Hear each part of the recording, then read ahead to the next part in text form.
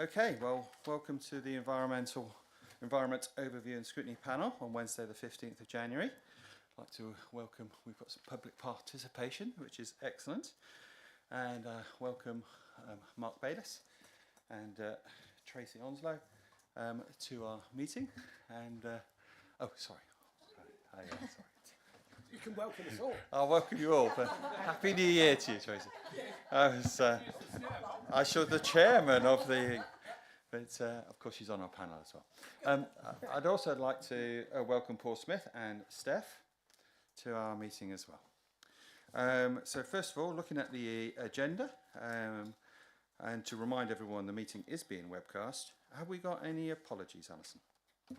Yes, just the one from Cabinet Member Councillor Emma Stokes. Okay. And have we got any declarations of interest or party whips? I'm looking around the room.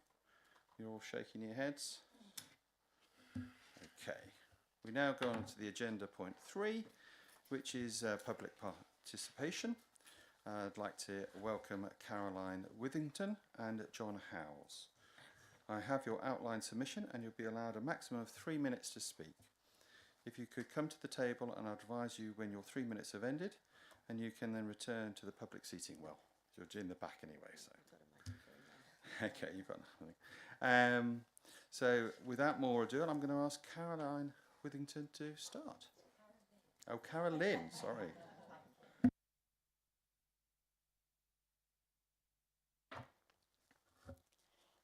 I can understand. Oh, I've lost it. Hang on. I don't blame anyone for avoiding road safety and active travel issues in Malvern, a Victorian town on a hill, not designed for current traffic and population. Traffic causes such major road safety issues, pollution, environmental damage everywhere, as we know, but many people have forgotten what their legs are for. Malvern is a unique place to live. New young families are showing they enjoy walking and cycling to school, shops and activities. 35,000 population, 3.5 million visitors. Tourism, population and business is growing. We have no dedicated pedestrian areas. Perhaps pedestrianised Church Street. It was closed the other day and traffic just rerouted. Are we turning a blind eye to the increase in traffic? Cars are twice the size and weight of past family vehicles and much faster. Tyres and brake discs are huge and fill our atmosphere with carcinogenic tyre and brake dust, let alone any engine emissions. 20 miles per hour and pedestrianisation is a worldwide movement and an accepted speed in many towns and cities in England and other countries. Wales has, in 12 months, had a reduction of 28% road traffic incidents, 498 fewer people hurt because of their 20 mile per hour policy. Impact is generally survivable at 20 miles per hour. Noise pollution is significantly lower at 20. HGVs, many thrashing their way through our residential streets and town centre. Why? Where are they from and where are they going? What is the multimodal freight policy for? Road traffic incidents are more and more regular. If we are serious about active travel, we have hundreds of young families moving in, thousands of tourists. Where are Section 106 monies and 20 million for the theatre? VAS are everywhere and communities are putting their own signs to manage speeds. Newspaper articles feature those who want safety measures around Malvern. The message is that people want slower, safer and less traffic and pedestrian support measures. Or does someone have shares in a VAS company? Slower means calm flow, less carcinogens, less noise, less road rage and more efficient travel.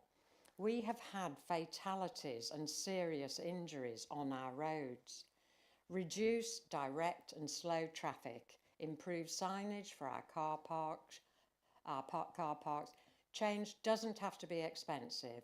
In Cornwall, they have simply put in 20 mile per hour metal signs. In London, they painted a big zebra crossing. The music of the hills is now traffic. We're not powerless. Speeding is illegal, pavement driving is illegal, and pavement parking is antisocial behaviour. Are we serious about the environment, active travel and school streets? Thank you, Carolyn. And there's a lot of questions there. So I'm going to ask the officers to pen a reply to you, which you'll get. Many thanks. And I really don't know if they can actually answer you the question of, does anyone have shares in the VAS company? So we'll wait and see. I just think that, you know, it's a burgeoning market, but that's actually very expensive. Okay, well, thanks very much, Carolyn. Yeah, many thanks. John Howes.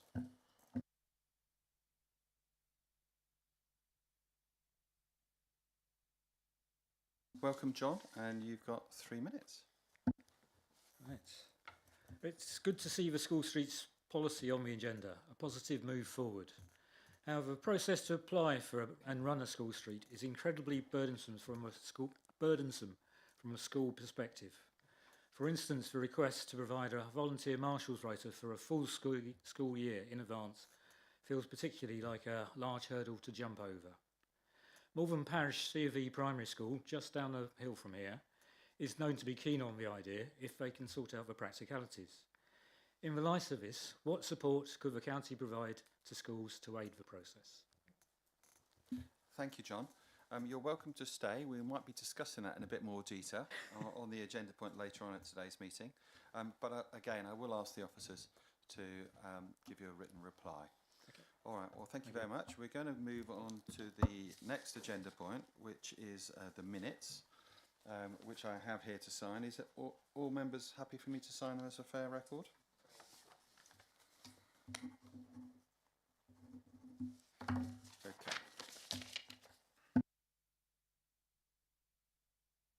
Okay. Now, we've just learnt that our cabinet member responsible for highways, Mark Bayliss, has to dash off at 3 o'clock. No, 2:30, I'm afraid, Chairman. Okay, 2:30, even earlier. All right. So I'm just wondering, do the panel members want to, rather than drilling down into the budget, do we want to go to highways built infrastructure? You're all nodding. Yeah. So if everyone's happy with that, we're going to move the agenda around and go straight into the highways built infrastructure. So, Chairman, there are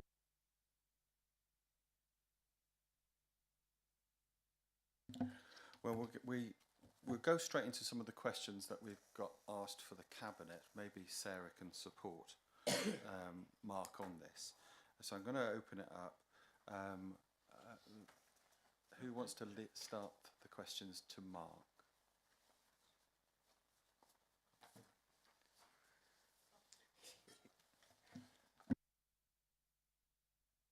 So that way. I'll start on something I noticed really that was missing out of the Appendix 1, traffic calming measures with examples recently installed in Worcestershire, which we got, I think it was today.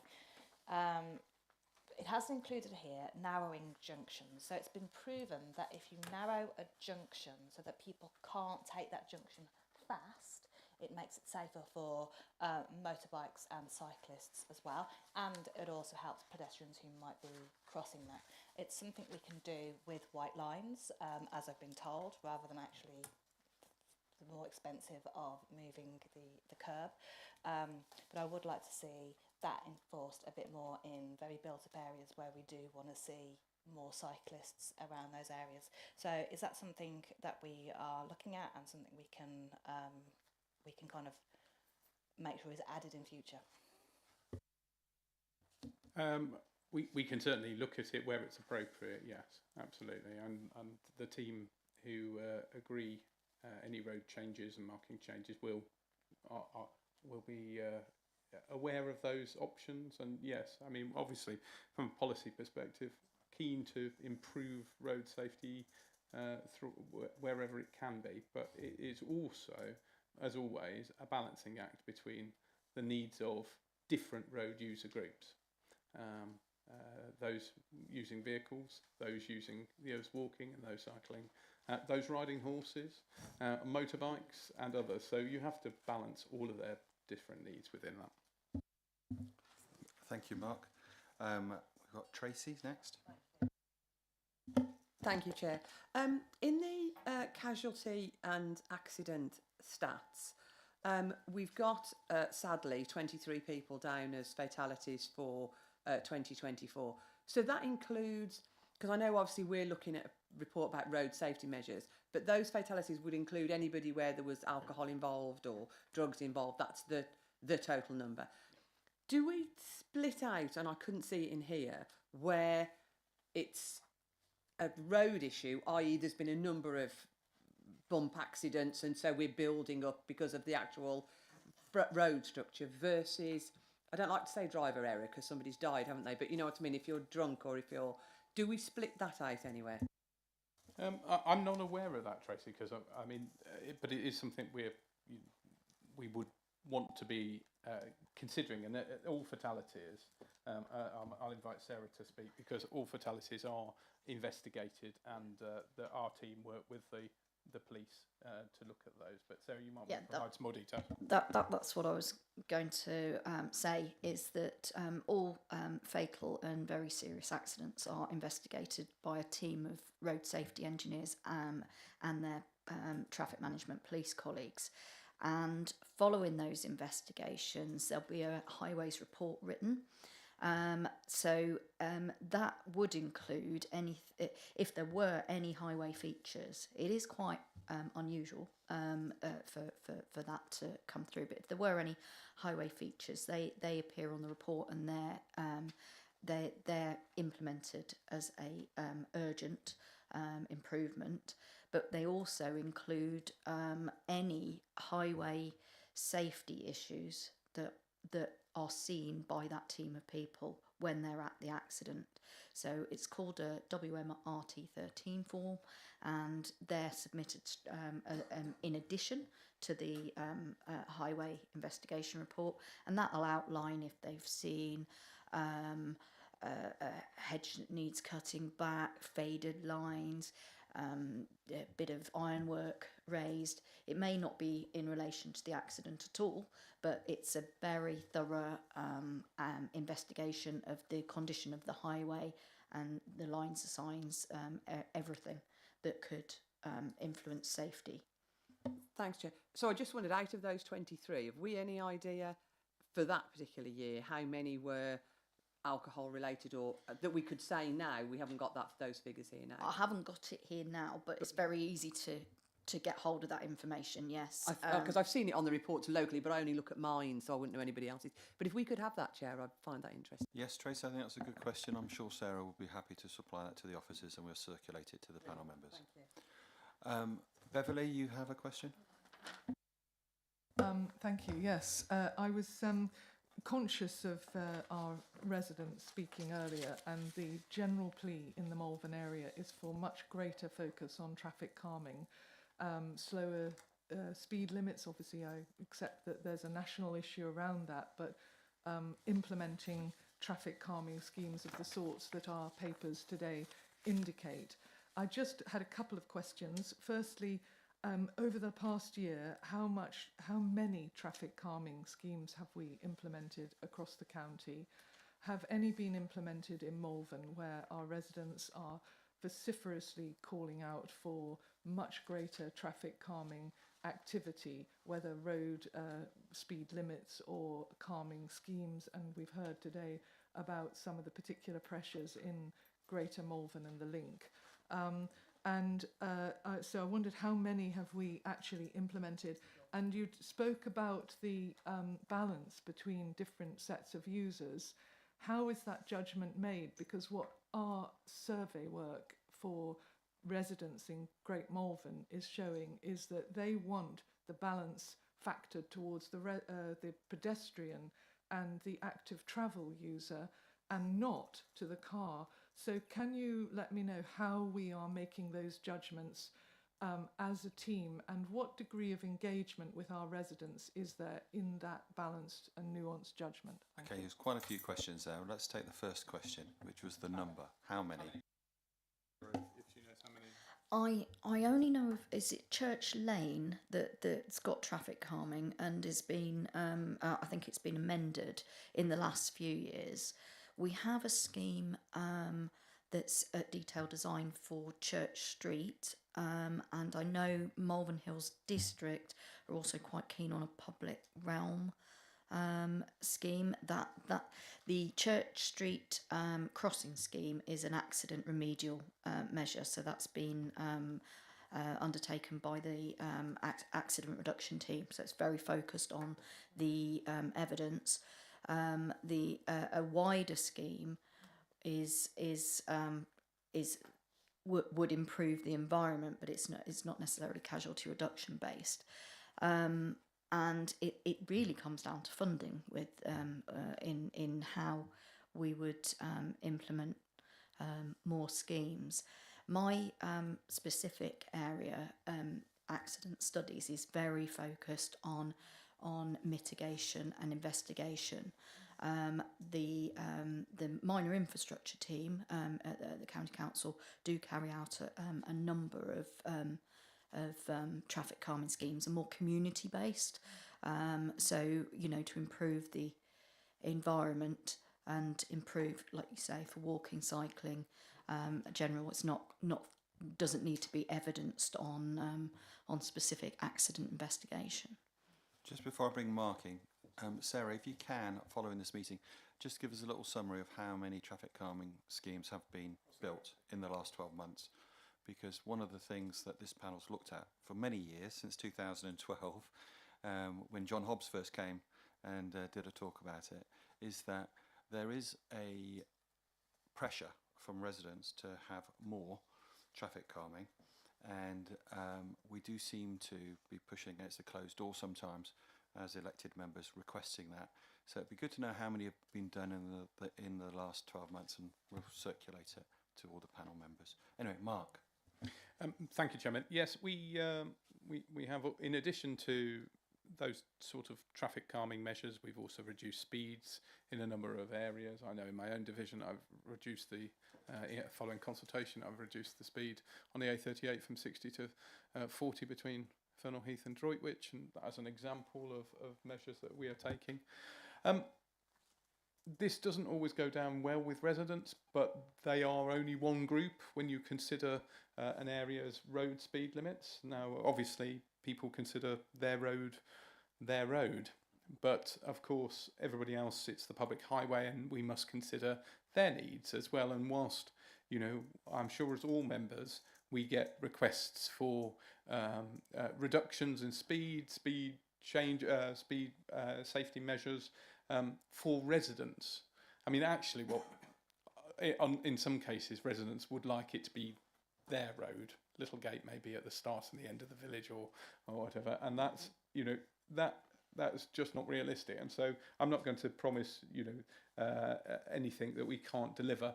We have to take the views of all road users into account. Those who live there, obviously, and they are important and part of the mix, but those who use the road, those who bring the services, those who provide public services, those who provide the food and clothes we use every day, and we have to balance those. And so at one level it is attractive to say, well, residents must decide, but ultimately we as the public authority must take the rounded view of the needs of the road and the community when setting those. Thank you for that, Mark. And I've got to say that in my experience, in my division, Worcestershire County Council has been very good at listening to speed limits, and we've had a number of speed limits reduced in some of the major conurbations. So that's been good, and the white lining has been good, where it narrows the road. The one thing that we haven't really got anywhere since John Hobb promised us back in 2012 was chicanes. These are the chicanes that are entrance, where it's just one lane is slightly blocked off by a slight island or a cone, and you have to give way to oncoming traffic. So as you come into the village, it goes in. So you've got it in here in the list of armoury which we could use. We did do a trial at Feckenham, which we discussed back in our last panel meeting on this in 2022, and one of the questions was, can we roll that out a bit more? I'm unaware of any in South Worcestershire that's been done since the Feckenham one, although I have been asking my Highways Liaison officer about it. So we have got the Streetscape Design Guide coming up for renewal, and I think that entrance chicanes into our rural villages, where it does force traffic to slow down, is a very good initiative. It's done in Warwickshire, it's done in Gloucestershire, and there's been quite a wide rollout in both those counties. Can we look at making sure that is in the Streetscape Design Guide moving forward? Thank you, Chairman, and I'd be delighted if you as a committee or you as Chairman would like to put that in as a suggestion into that. Yeah, absolutely. Yes, I'm sure that they have their places in the hierarchy of traffic calming measures, and I'll ask officers to look where they might be appropriate across the county.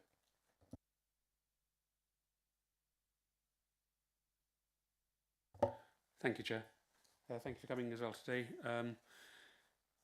There's another measure which I would welcome, and I know that members of Wandon Parish Council are very keen to support a raft of road safety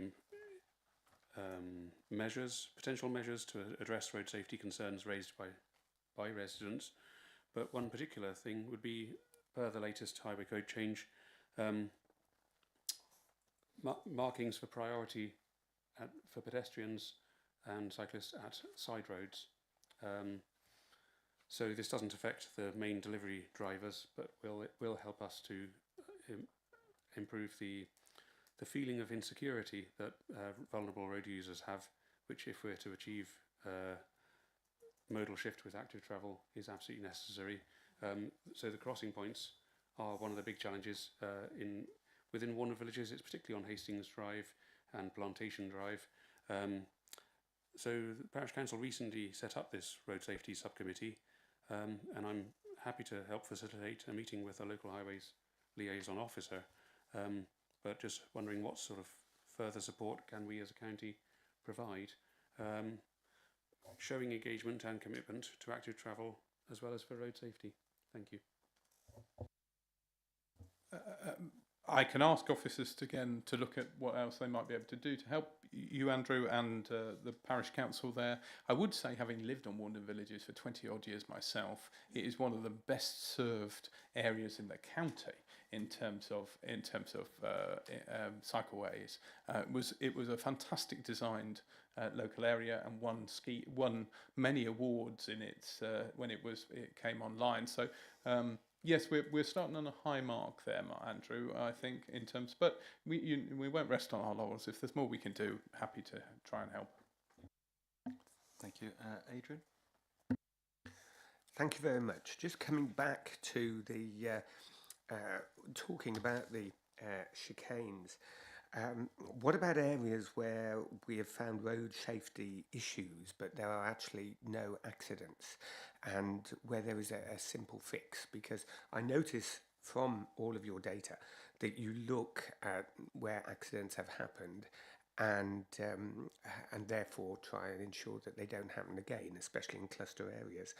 But when the highways safety officer has highlighted that there's an issue and the residents have highlighted there is an issue, what still stops us from actually doing something to make sure that we can prevent accidents from happening? Nothing prevents us, Adrian, from doing that, and I'm always keen for members of the public to come forward, and other interested parties with any ideas they have about improving road safety in an area. If there is near misses or accident data, well, nobody wants accidents, but if there are issues in an area, in my own patch, I encourage those to be reported as well, because that also helps with building the argument for further improvements in road safety in the area. So if you're working with residents and they are aware of incidents that have happened, report them, get them to drop them into to the police, to let them know of those as well. But there's nothing to stop it, and I would expect highways liaison engineers to be working with the local members on a potential scheme. Obviously, officers will have a view, and there is a finite budget. So, you know, we will have to balance those across 57 divisions in the county. But you know, my ambition is that they'll be working closely with you to try and resolve some of those. And I don't know if you're thinking of the same one I'm thinking of in your division, which has been brought to my attention over the years. But yes, I would say we're quite happy to work on schemes even when there isn't the evidence of problems on the books. That doesn't absence of evidence doesn't mean evidence of whatever the phrase is. You know what I mean? It's not just because we can't prove it doesn't mean it's not there. That's great to hear. Sorry. I was just going to reiterate that it's a prioritisation process and budget limited, but and I know sometimes it's difficult to get the evidence, but we have carried out schemes in when community evidence has been provided in detail, and the reason why it's a lot more difficult for us if the evidence isn't there is because if you've got accidents reported by the police, they have an enormous amount of information attached to it, which allows us to really drill down into causation factors and understand what's really happening. Now, it is possible to with community information, but sometimes it is so vague we don't even know the exact location. And so we've had pictures and information sent through that is detailed in some areas, and we've been able to act on it. And I don't know the details of maybe your patch, but that's the sort of stumbling block we get to, is when it's this area is dangerous, but there's not much else to go off. And it's not because we're saying it's not. It's very difficult to work with, and we've got a whole list of things that have got evidence-based and causation factors, and we've got something to work with, and so it ends up going down the list. And okay, I just need to interrupt because Mark's got to dash off. I want to thank Mark for coming along today and for. Okay. And I just like a good DJ, as well as thanking you, I want to just say that we're going to go back to the budget, and you just mentioned through Paul that our request for extra money to go into highways drainage has been agreed, and it is in the budget for next year. So that's really good news. So thank you, Mark, for coming along today. Great, thank you. Right, so I would like to reverse back to the budget one, because when we're talking about highways, we've got you were waiting for some extra people to join you, so. I think we invited some, but It was the school streets that I think that Rachel and Jackie are coming for, isn't it? right, they're in the road safety education side. Okay, well, if the panel want, we can carry on with the built infrastructure and highways, and then move this to the school streets to the end of the agenda when the others have arrived. Is that what everyone wants to do? Carry on talking about? Yeah, because Yeah. I haven't finished mine. Okay, back to you, Adrian. Thank you very much. I'd also just like clarification on what weighted annual accident rate actually means, and how that, because I don't quite understand it, is one of the questions. And on the chicanes, do we have some examples of where the chicanes have actually failed, especially within Bromsgrove? Because I am aware that there were some chicanes put in Cats Hill, and then they were removed. So I'd just like to know the background as to why they failed and were actually removed. I can give you the exact location so that you could come back to me on that particular aspect. Okay, I'm going to pass it back to Sarah. Yeah, I can answer the weighted accident. I don't know the detail.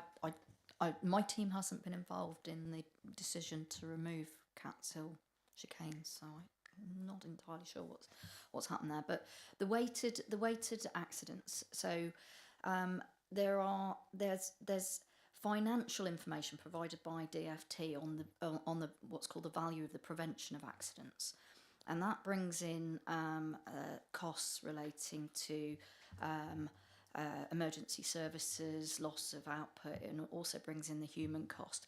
Now, if we apply that to our fatal, serious and slight accidents, we end up with an incredibly skewed result for fatal accidents, because they're in the millions and a slight accident in the tens of thousands.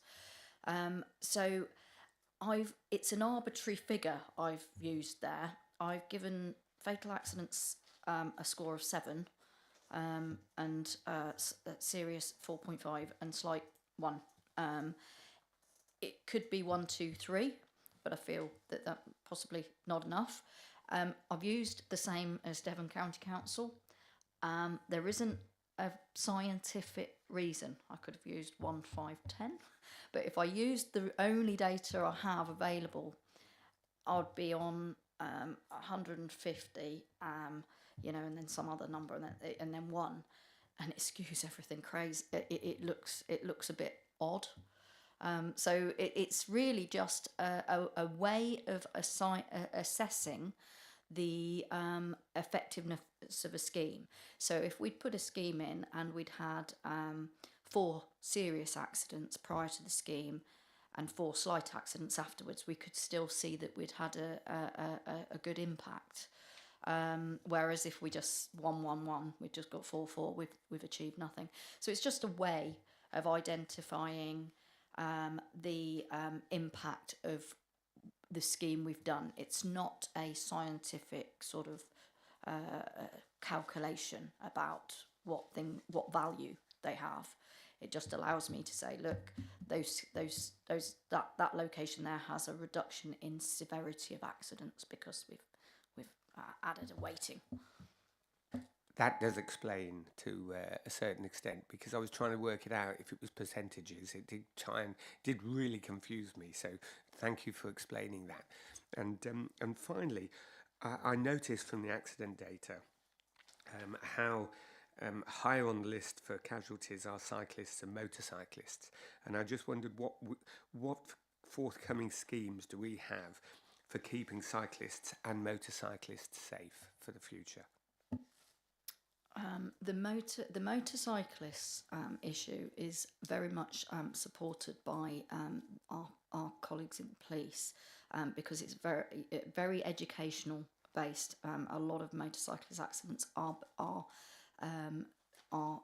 driver error and based on missing the not seeing the vehicle coming towards them when pulling out of junctions. It's very difficult from a highways point of view to actually influence those sort of accidents. In cycling terms, it is a lot of work on the LC whips and improving the network through, I think it's LTN 120 is the design standards now that they're working to on improving the cycle network. If we in accident studies, we automatically prioritise anything that involves a vulnerable road user. So if we've got causation factors and we've got vehicle types or casualty types that come under pedestrian, cyclist, motorcyclist, then that would take higher priority over other types of accident. It is something that we promote across the board in the traffic management service, is that pedestrians and cyclists are higher priority over vehicles for safety reasons. And so the investigation automatically incorporates that. But thankfully, we don't have many locations with vulnerable user clusters. We're looking at route analysis, and we work very closely with the team that deliver the walking and cycling infrastructure. Okay, hopefully that's answered your question, Adrian. Might be quite good, Sarah, that when you reply with the information for Tracy's question about the breakdown of the 23 deaths, whether you can also say, you know, how many of those were pedestrians, how many of those were cyclists, how many of those were just involved in cars, etc. So if you could add that, that would be good. I've got Beverly next. Thanks so much. Yes, I'm conscious that when I asked about how this business of prioritisation was decided upon between the different users, I didn't really feel that I got any clarity about it. And one question I have had been in dialogue with my highways officer for some period of time is, how do we actually monitor traffic flow? Because if we're trying to ensure that heavier vehicles, for example, are going on larger roads and keeping off our residential routes, how are we actually monitoring that, and how are we encouraging the narrower, more residential routes to be used safely by our residents? And what I heard in answer was that this isn't something that we're doing. So I'm wondering how we are making these decisions about prioritising the different users in order that our residents are not simply saying, well, this is a residential road, we don't want anybody using it, but we want to be able to use it safely because it's a residential road. I don't think anybody is trying to be unreasonable. I think they simply want to be able to safely walk down their pavement without an HGV smashing into them. And that is not actually an assumption you can make in Malvern at the moment. And when I asked, is there a traffic flow study being done of what is actually happening on our streets, I was just told we don't do that. That's not something we're doing. So is it something we would consider doing to give our residents the best chance of being able to move via active travel, walk safely down pavements, use their bicycles in a place like Great Malvern? Is it something we could look at in future? And has it been done anywhere across Worcestershire? Thank you. We do have data on most roads on HGV traffic and traffic flow. We've got I think we've got 81 permanent sites which are on our strategic network. They monitor traffic flow minute by minute. So we have all that data, but we've got hundreds and hundreds of temporary surveys that have been carried out to identify the percentage of HGVs and the traffic flow.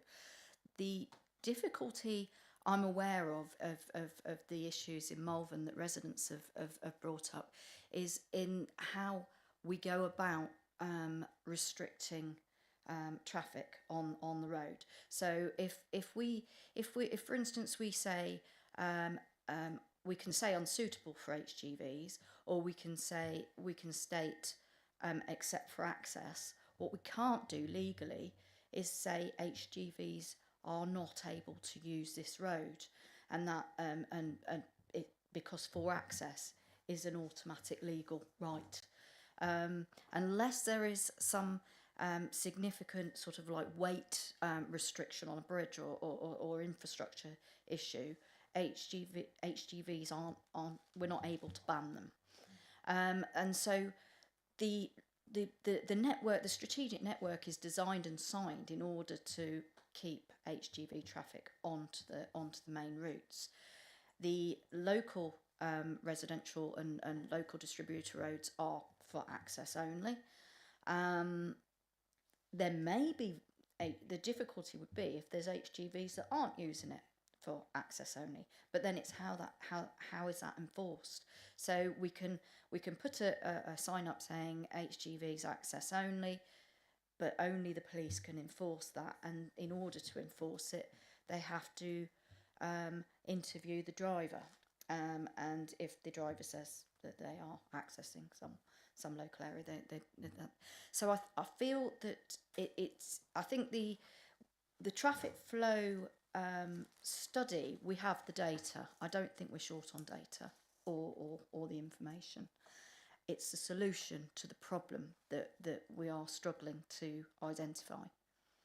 Okay, thanks for May that. I just come back, if possible, Chair? Well, I just want to add that in the Vale of Evesham, we had a similar problem with HGVs, and we set up the Vale of Evesham lorry advisory routes. So there are some very large hauliers, very large packers that use some of them up to 200 HGVs movements a week. And so we worked with those companies and agreed which were the major routes to Keynes and to Unipart and etc. And amazingly, by reaching out to those main users, got agreement. It's on the Worcestershire County Council website as the advisory lorry route, and the residents do feedback when some of the lorries haven't followed the advisory route, and when we flag it up to the relevant people at those companies, they do take action. And for example, Unipart, who used to supply all the Jaguar Land Rover with all their engines and all their parts from their main warehouse there, actually produced the advisory route and the instructions in 13 different languages, because they had 13 different lorry drivers from Poland and God knows what. So there are other ways of doing it. That's what I'm really saying. So have a look at that. If what we've done in the Vale of Evesham will work in Malvern, might be something that Malvern can I'd look like at. to come back actually, because what concerns me here is that there is lots of data on different roads. My question is not about whether there's lots of data, it's whether we're looking at it in the context of a town and the movements of people and traffic in that town. With all due respect, I think it's probably very different to the Vale of Evesham. There aren't just one or two key routes that we're talking about. We're talking about somebody compared traffic to water, and it always finds the path of least resistance. And HGVs are like that too. So yes, perhaps we could talk to one or two major carriers who are regularly coming here and get their agreement on something, but there are hundreds of carriers coming through Malvern all the time, and they are using the path of least resistance with very little regard to whether it's a residential street or not. And it is causing the residents of Malvern great concern. It is causing accidents, damage to property, and near misses regularly, frequently, with young mums, with toddlers, with elderly people, with pets and people's animals. So I would like to know, do we have studies that look at an integrated picture for a town or place in Worcestershire, not a whole series of roads? That's a completely different issue. I don't know, if Sarah, if you want to say anything.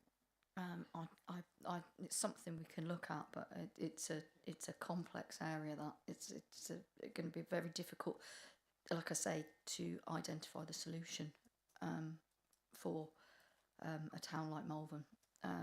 One of the issues I'm aware of in Malvern is how vehicles, particularly on the steep sections, where they can turn left or right or turn in and out, and which routes they use for that purpose, and how we manage that. It does come down to whether we can't ban the HGVs, so how do we influence their movements? Fair comment. Andrew. Thank you, Chair.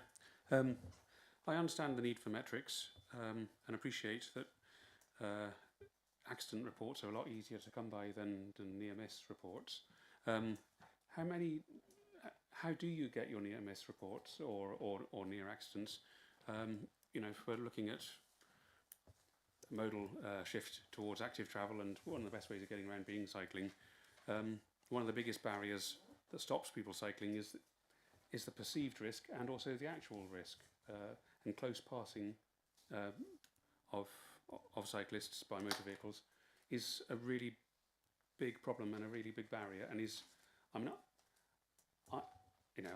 after 80,000 miles of riding motorbikes, and with having decent training on motorbikes, still sometimes I get caught out by the boldness or the sheer danger of a close pass. It doesn't happen often to me. I'm position myself accordingly, but there are places where I think twice about riding the bicycle, and I'm always really mindful of what's behind me. How do you get the data about close passes, please, and how can we help you with that? We, in terms of near misses, we don't. In terms of non-injury accidents, we do get damage only reports from the police, but that is highly unlikely to be anything in relation to a vulnerable user, because that's a different element. We're aware that there are a number of situations where accidents or near misses would not be reported. We know that, for instance, child non-major injury accidents are likely to be underreported. And that comes down to them feeling that they might have been at fault, or just not not understanding the processes. So yeah, there is a situation with cyclists possibly nearly knocked off, or even knocked off but no specific contact, or people have just left and not stopped. We can't get that data. But what I would say in relation to how safety for pedestrians and cyclists is dealt with through the council is through these LC WIP, these plans to improve walking and cycling. That isn't accident led. There's a statutory duty on the council to investigate injury accidents and then carry out improvements in relation to that specific analysis.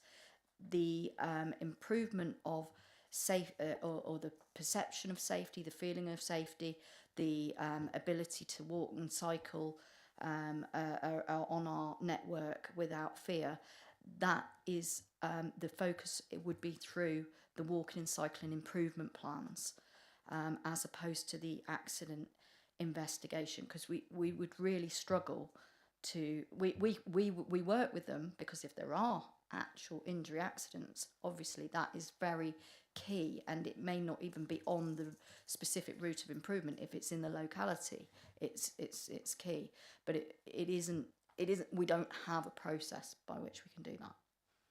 Okay, I just would like to just throw in one of the things as elected members, as councillors, is you can collect information from residents about near misses or accidents that haven't been reported to the police, and that is a very powerful. If you've got the photographs and the information, then use that when you're building your case. Thank you. That is very helpful to hear. I know, obviously, I have a Worcester-centric view because that's where that's my patch. I imagine other cycling groups must exist. Bike Worcester have a close pass map, which I'm happy to share. And if you're not already in dialogue with them, that would be great. And also LC whips. Do we have an indication when they're coming? Because they are long awaited in Worcester. Oh. Thank you.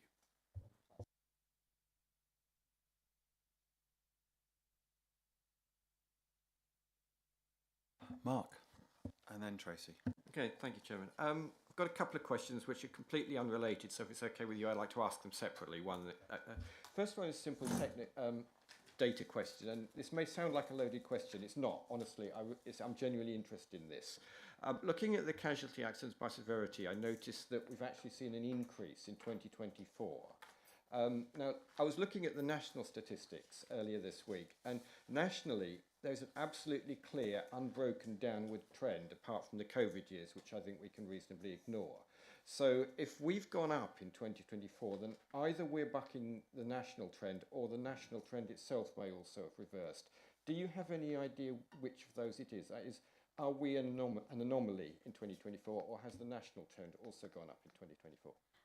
The severity factors are a bit they're quite difficult to trend at the moment, because the DFT has changed how the police allocate the severity. It used to be slight, serious, fatal. We now have slight, less serious, moderately serious, and very serious, and then fatal. So there is a whole raft of information that the police hold on how they allocate. It previously was, I think, if you required hospital treatment, that it was serious. Now there would be, there'd be a whole list of things, whether or not it involves broken bones or I don't know the details of that, but that did come out in 2024. So it may be that the data is looking higher in the serious category, because some of the slights are now called less serious, but they're all still clubbed together.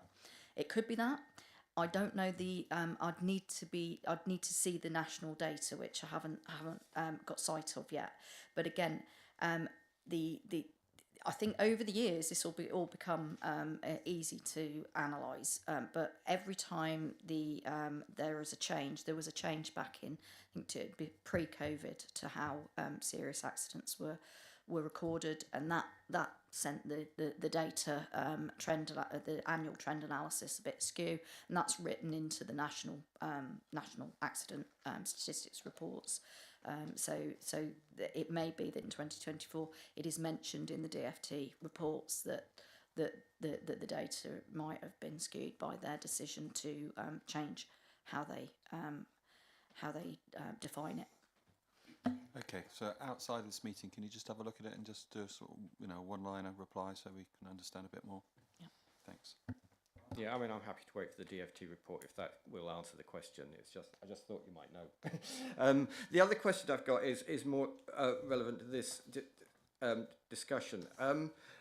Concept of sign blindness, where people simply don't see signs because there's so many of them that they can't take them all in at one go. I mean, I'm thinking specifically of an issue we have in Evesham with a number of people driving up Bridge Street, particularly in the evening. And discussions with local residents indicate that nearly half the population have no idea of what the actual restrictions are in Bridge Street. And that's partly because they're quite complex and you have to practically read an essay before you can decide whether you can drive up there or not.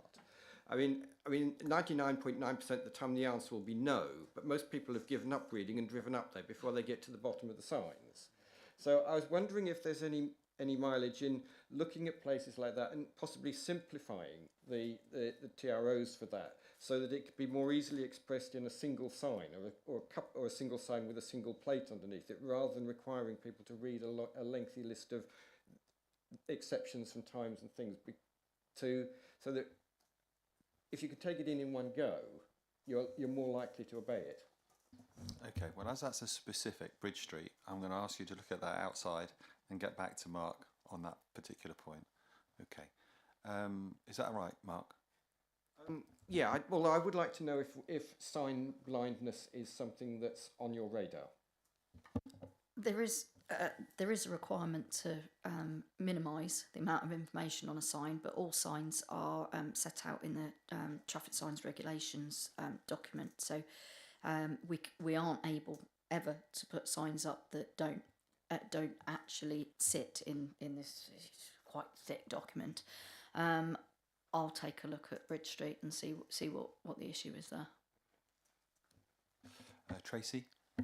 Thank you very much, Chen. It was really just going in on the point about what residents can tell you, because I had an example. Because obviously, when you ask for the accident report, it's telling you reportable accidents. Obviously, it's not going to tell you the near misses, but it isn't going to tell you unreported accidents. So where two cars hit each other and they both, do their insurance bit, if they haven't reported it to the police or the council, then you guys won't know. So you can actually have an awful lot of these accidents that happen where they're smashing walls and smashing bits and pieces without actually ever coming on the figures. Because residents were telling me about one particular area in mine which has got a double bend, where I'm going down there all the time and the telephone box has been took out again, the wall's been took out again. So that's exactly what I did. I got residents to give me a whole list every time something happened. And from that, highways, thank you very much, came out, relined it all, put slow signs in. So that kind of getting that resident data will help, even if it contradicts the evidence we've got here, it will help. And the other thing, which I didn't realise for some years, is if you've got roads that, so in mine, it's at Westville and Parkland, go on to Summerhill.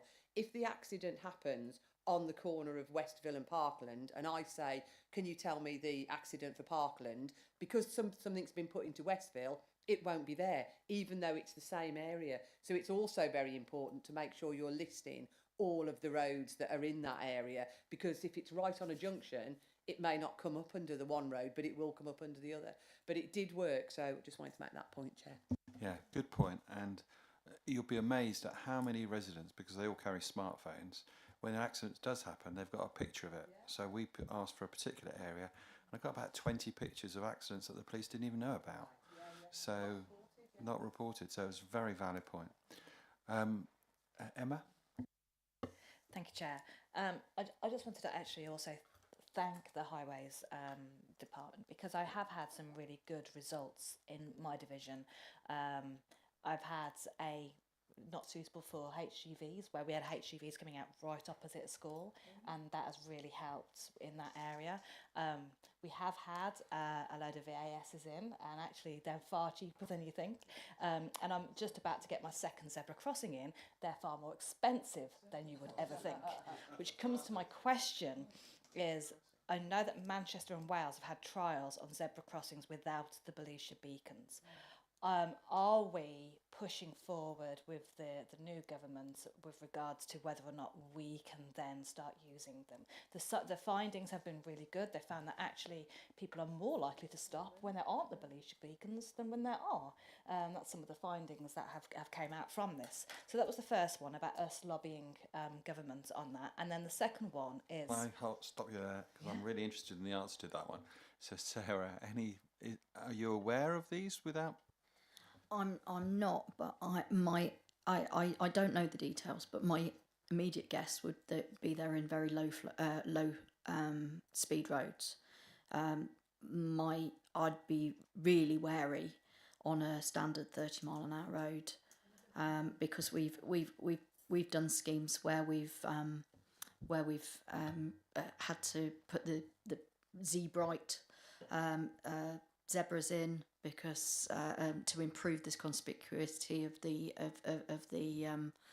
zebra. I know in Pershore we have a recent accident where a vehicle didn't appear to see the zebra crossing with a child.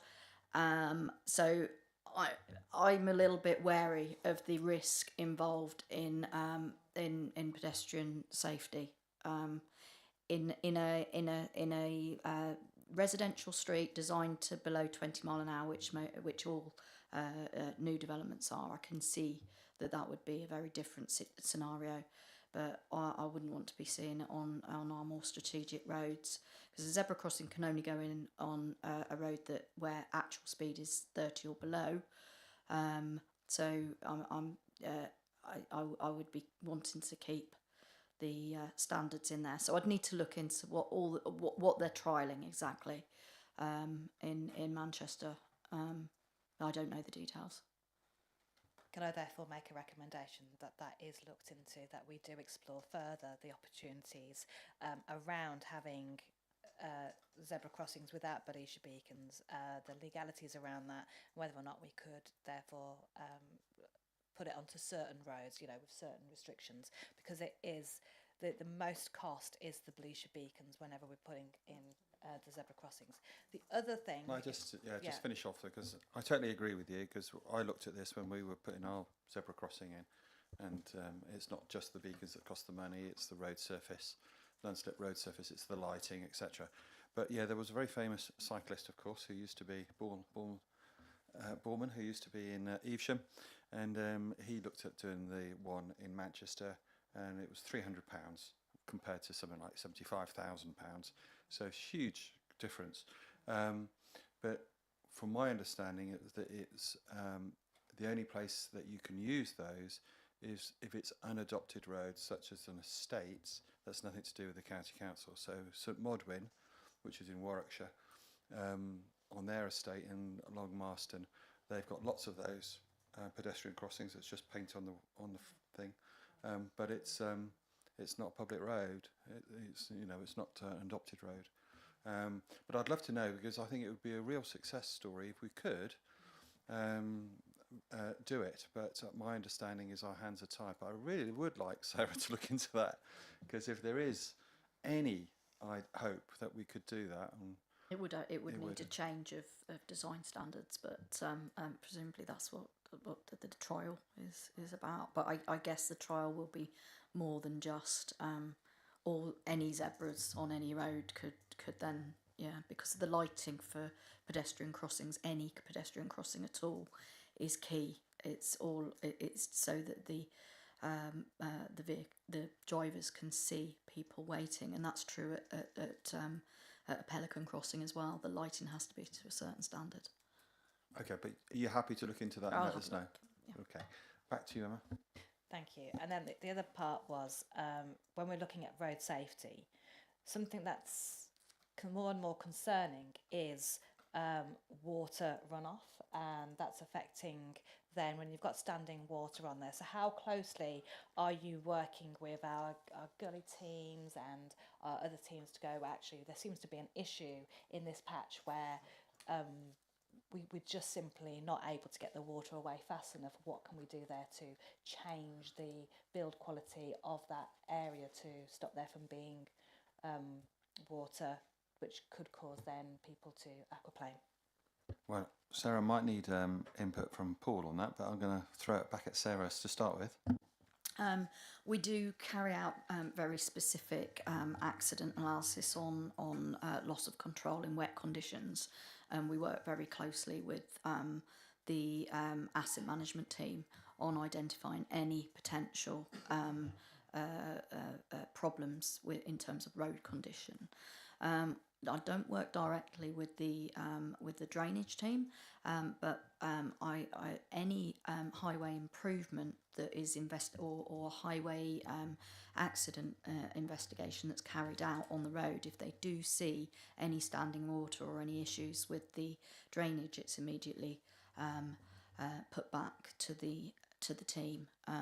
It is considered to be a road safety anomaly if we see standing water, but yeah, I mean, Paul might be able to add to that. Be brief, because I'm worried about time. Yeah, I'll be brief. Ironically, we've just done a piece of work with Task and Finish Group with Alistair and the team. So what the highways operations look at is they actually monitor all of those impacts where there's standing water on highways. We call them wet spots. Obviously, this time of year, that's really relevant in terms of winter maintenance operations. So we do map them, and we've got a work plan in place, which then starts to deal with them. So we triage them. So we look at the safety elements of them, impacts on the highways in terms of, you know, how large is it and what the impacts is it 1 lane or 2 lanes. So there's a plan in place with highways to mitigate those and reduce the numbers. Obviously, there can be a number of causation factors in terms of we are getting more weather. There's impact on ditches, agricultural land, drainage, gullies, broken connections. There's a number of things which can cause those. And indeed, what we found in the piece of work we've just done in terms of the weather is obviously we're getting inclement weather in defined places in small areas with high rainfall. So it's actually flagging up new areas. So it's a bit of a moving feast, but we have got protocols in place to deal with it. Thank you very much, Paul. Right, I'm very conscious of the time. We've spent nearly an hour on highways built environment, so I'm going to move on. But what's the... there was various questions that we've asked Sarah to come back to the officers with. We talked to Mark Bayliss, and we asked about specifically about entrance chicanes. This is to villages, etc. Road width restrictions, which is in the list, on being put into the Streetscape Design Guide. And also there was a question on from Beverly asking for a list of the number of highways infrastructure that have been installed in Worcestershire in the last 12 months. And as we said right at the beginning, since 2012, elected members have been pushing for more built highways infrastructure to be built in Worcestershire to help reduce speeding. So hopefully that Sarah, when she's looking at the various things that come across her desk, can look at some of this built infrastructure rather than just reducing the speed limit or just putting white lines on the road. There are built infrastructure that the police and John Campion have talked about, as well as enforcement, can make a big impact on our communities. So I do stress that to Sarah to have a look at that as we move forward. And one of the things I'd like to see is a trend as we look at this as a panel over the years, that we are being more proactive with traffic calming measures that are actually built on the actual road. So are you happy with that, Sarah? Okay, I'm going to close this point on this agenda point because I want to get back onto the budget, which is a very important part at this time of the year. So without much more ado, I'm going to pass over to Steph. Thanks, Chair. I'm going to go with the information in the printed pack rather than the online, so I'll refer to the printed pack page numbers. So hopefully, if you are looking at it on the screen, hopefully the slide numbers are the same as what you can see here. So you are the first panel to get the budget information, so always good to be first there, Alistair. And in fact, Cabinet are meeting tomorrow to discuss and agree the relevant recommendations within this report or otherwise.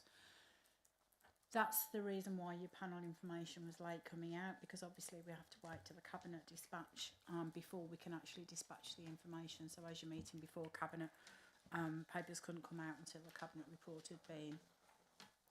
had been circulated. So what the information is that you've got in front of you today is information relating to the whole Council's draft budget. And as you know, that we have two-stage assessment of our new financial year budget. There's one report going tomorrow, and then there'll be a further report on the 6th of February, subject to then conversations between now and the final Cabinet referral to Council on the 13th of February. So the pack of information includes what you would normally get as part of E&I. It includes the period 7 monitoring, more up-to-date information obviously than the period 6 data. You've just got it more up-to-date, and it will include the whole of economy and infrastructure. So I'm not proposing to go through every single slide line by line, but I will give a little bit more information because of how late the information came out to you, because you may not have had chance to fully digest everything within the paper. So just a bit of a financial situation context. Nothing changed from the last time I spoke with you. We're still under financial pressures as a country, not just as a local authority, relating to the three main areas of pressure. At the end of October, our net overspend was 14.2 million, and that was after using one-off reserves of nearly 8 million. So we've got a net overspend of 3.3%. Similar position to what we've been in last financial year, and indeed for the last 2 quarters that we've reported to you. Last year we used the term structural deficit. The public didn't necessarily understand that term, so we've kind of called it this year net recurrent pressures. Basically the pressures that we've got in 24-25 are not going away, and in effect they are continuing and rising for 25-26. So our net recurrent pressures for 24-25 into 25-26 is in the region of 15.3 million. It's really important to say that this position is not because of poor control, oversight or policy decisions. It's based on the 3 main areas of demand that is seen by every local upper tier local authority and unitary in the country.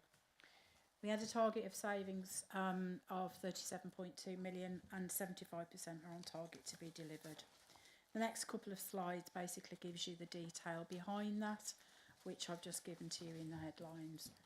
So I'm proposing to go on to page number and slide number 5, where I'll talk about the key headlines relating to the overall budget report. The local government settlement was issued on the 18th of December, and although that did give the local authority more money than we'd expected within the MTFP, it's obviously not as much money as the local authority it needs to balance its budget. The government has issued a new grant that it's called the Recovery Grant. This local authority, along with the majority of county councils in the country, have not received any funding through this recovery grant. There's been one local authority, county council, that has in the north, but the majority has gone to metropolitan unitary authorities, where the indicators are that the recovery grant is needed more in those areas. The county council has currently got proposed savings totalling 12.5 million, of which 4.2 million are the full year effect from previous year's savings that have been approved. We are seeing nationally increases in demand. This has been exacerbated by the recent announcement of the increase in the national minimum wage and the change in the national insurance contribution levels for all employers. Interestingly, the local authority will also have to pay the additional national insurance contributions, but the government has indicated that it will give the local authorities a grant to pay for our own staff. We're yet to receive indications of the value of that grant, but the government is protecting local authority staff, the cost of the local authority staff from the pressures, but it's not protecting local authorities from the pressures being seen in its markets and the providers that it's serving at the moment.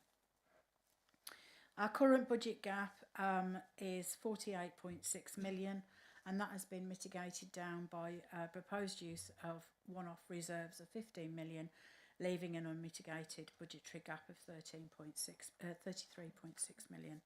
And the current proposed council tax increases are at the maximum of 4.99%. What you will see as Worcestershire remains within the lower quartile of its council tax comparators, with 2 local authorities in our similar county council family who are lower than us. And because of the gap that is remaining, our Chief Finance Officer has a statutory duty to report to central government if he believes there is a gap that can't be fully met by the time the budget is fully set by our council. The government has supported Chief Finance Officers in that respect by saying that they will consider representations relating to concerns by the Chief Finance Officer relating to setting or maintaining a balanced budget. That's a very key point. It's not just setting it, it's maintaining it, and that means maintaining it through the year and also maintaining it in going into the following financial years. So this local authority has put a request for support through a capitalisation directive into central government. This is not additional funding. The local authority doesn't get a grant allocated to it and cash in the bank. What it is basically it gives the local authority the ability to borrow. Normally we can only borrow for capital. This is giving local authorities the ability to borrow for revenue, so basically putting it on your credit card. This is obviously not a recurrent solution because the gap will continue, and obviously the credit card debt has to be paid back.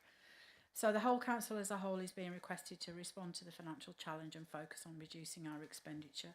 To support this, the strategic leadership team and chief officer group of the county council have put in place spend control panels for areas including recruitment, capital procurement and placements within adults and children's social care to ensure that there's focus, challenge, pushback, review on all of these areas, whilst also maintaining the need to ensure that our vulnerable clients' services and needs are met in line with their statutory requirements.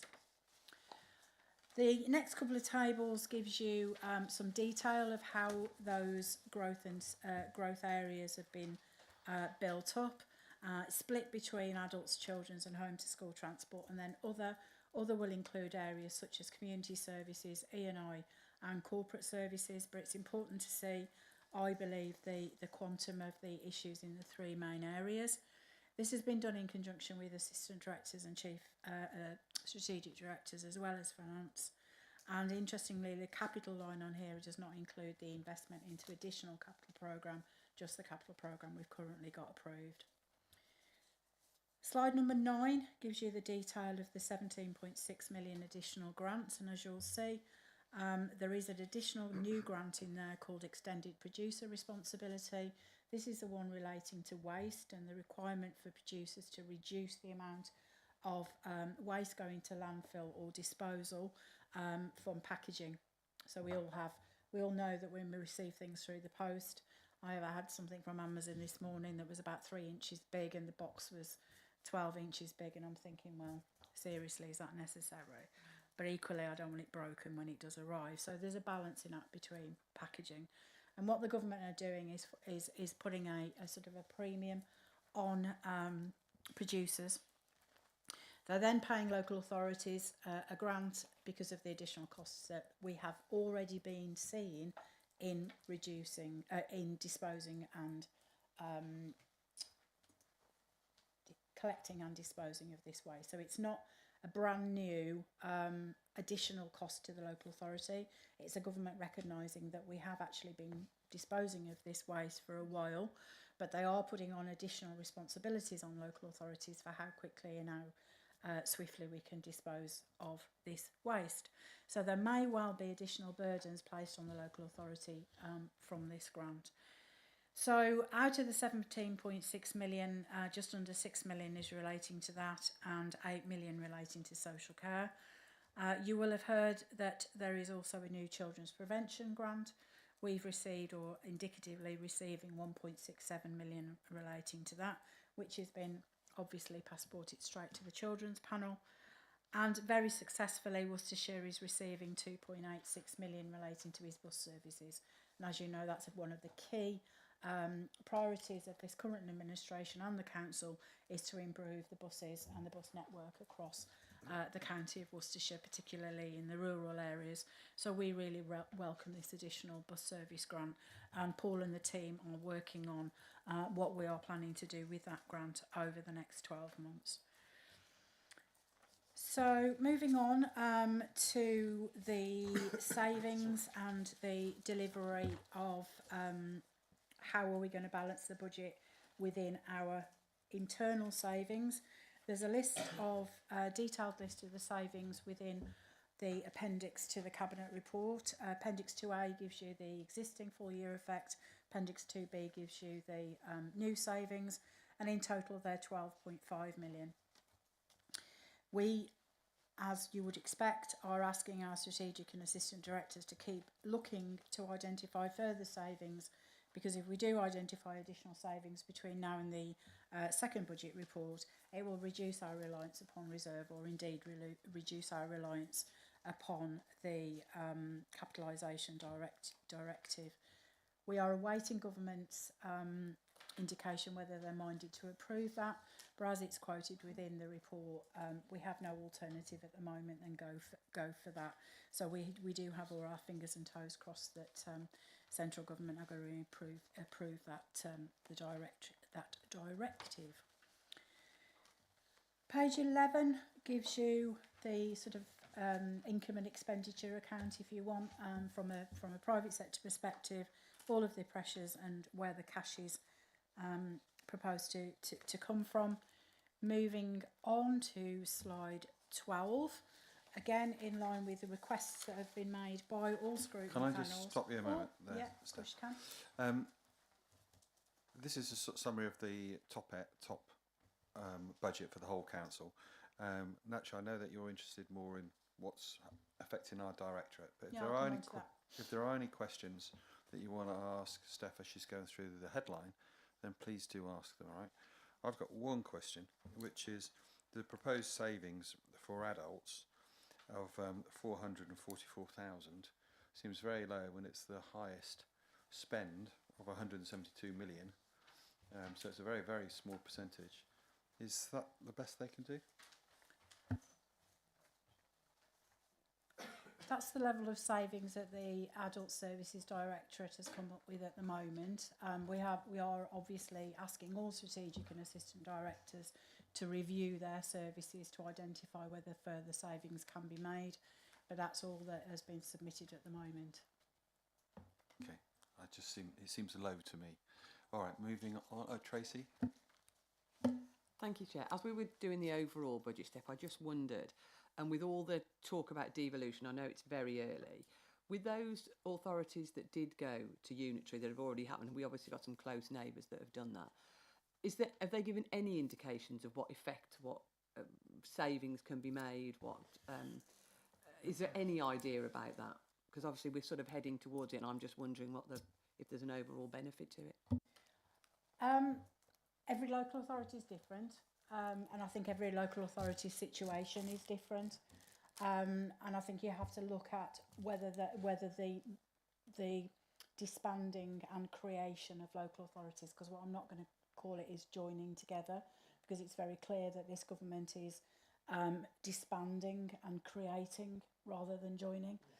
Other prior governments, what they've done is asked local authorities to join together, or they've asked local authorities to split up. We've had some local authorities that have had great success, and other local authorities that have had additional costs associated with that due to splitting up. So, for example, a local authority, I'm not going to name one, but a local authority that was one that's then gone to two would end up having to have two DCSs, two Director of Adult Services, two Chief Execs, two Chief Finance Officers. And from a personal opinion, if you've got issues within one local authority, splitting it up into two doesn't automatically avoid those issues. You've got to change what you're doing to have a change in the outcome.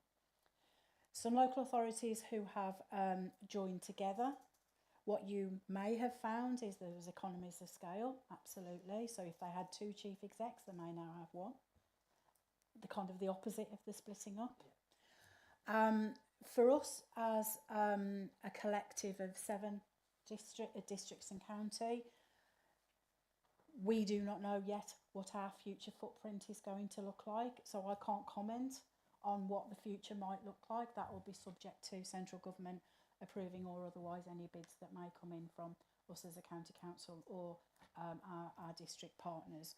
What I can say is economies of scale and efficiencies by having one of something rather than 7 of something. You would assume that's going to be more cost effective. You've then got to look at the collectiveness of the debt for all local authorities, but also the collectiveness of the reserves. But you've still got 7 organisations working and doing 7 things. So the efficiencies would either come through 1 management team, 2 management teams, 3 management teams rather than 7. We know some of our districts are already working together in that way. So I know that's a very long-winded answer with actually giving a specific answer, Tracy, but every local authority is different. Every future creation of whatever unitary or unitaries may be in Worcestershire will be different. Because it was only really, Chair, on the back of that. Usually when big change comes like this, somebody in the background has already run some figures and said we could save X.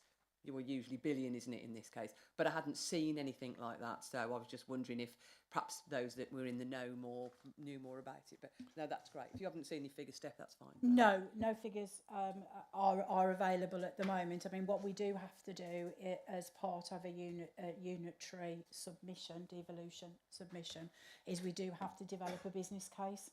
The expression of interest is just the first one-page document, as you know, and then a business case needs to go in that kind of says things like that. What are the options? Why does Worcestershire County Council feel that option 1 is better than option 2, 3 or 4?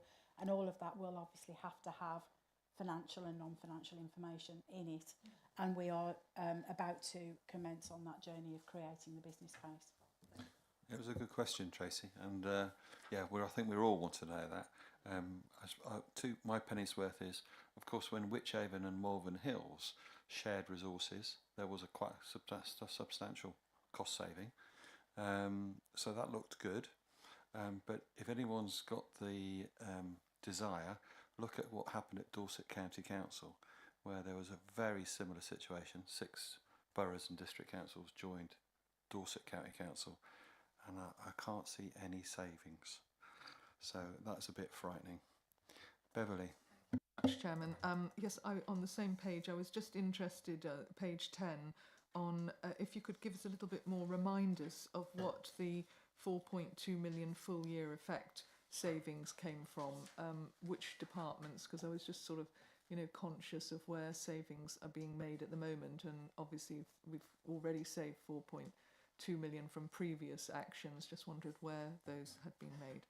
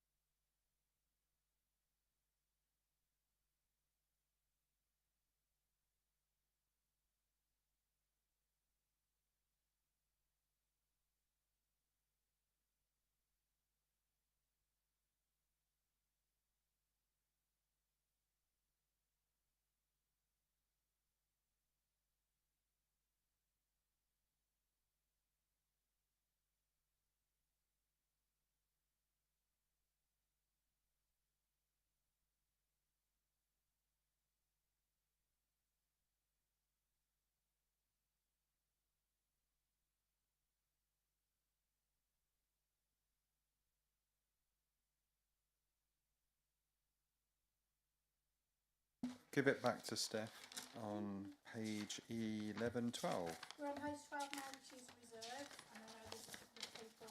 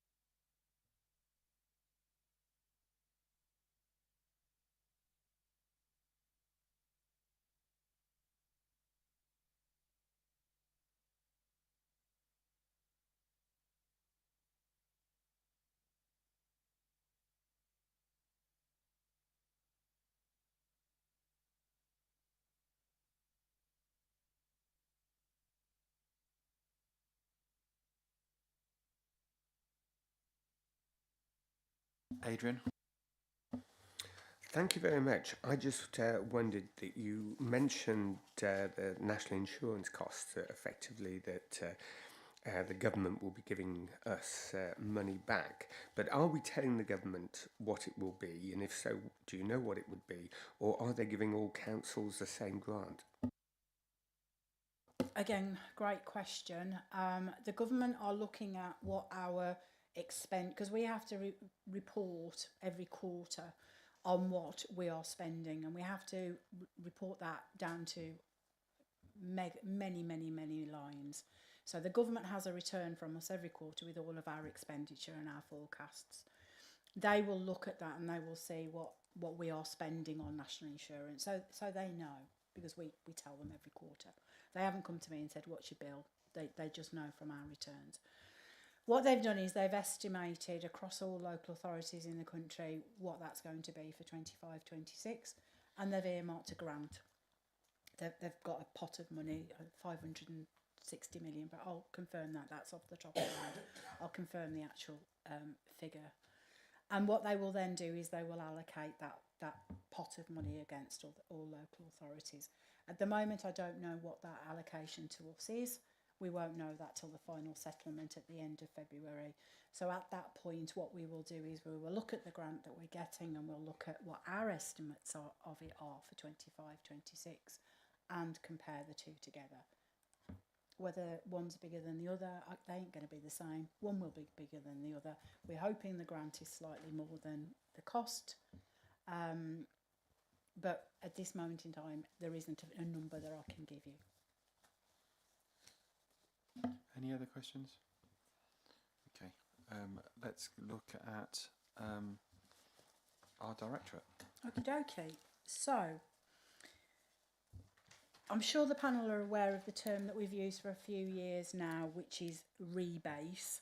Rebasing basically means something that was funded in a particular way, or something that had a one-off nature in one financial year that needs to continue into the next financial year. We're calling that a term rebase.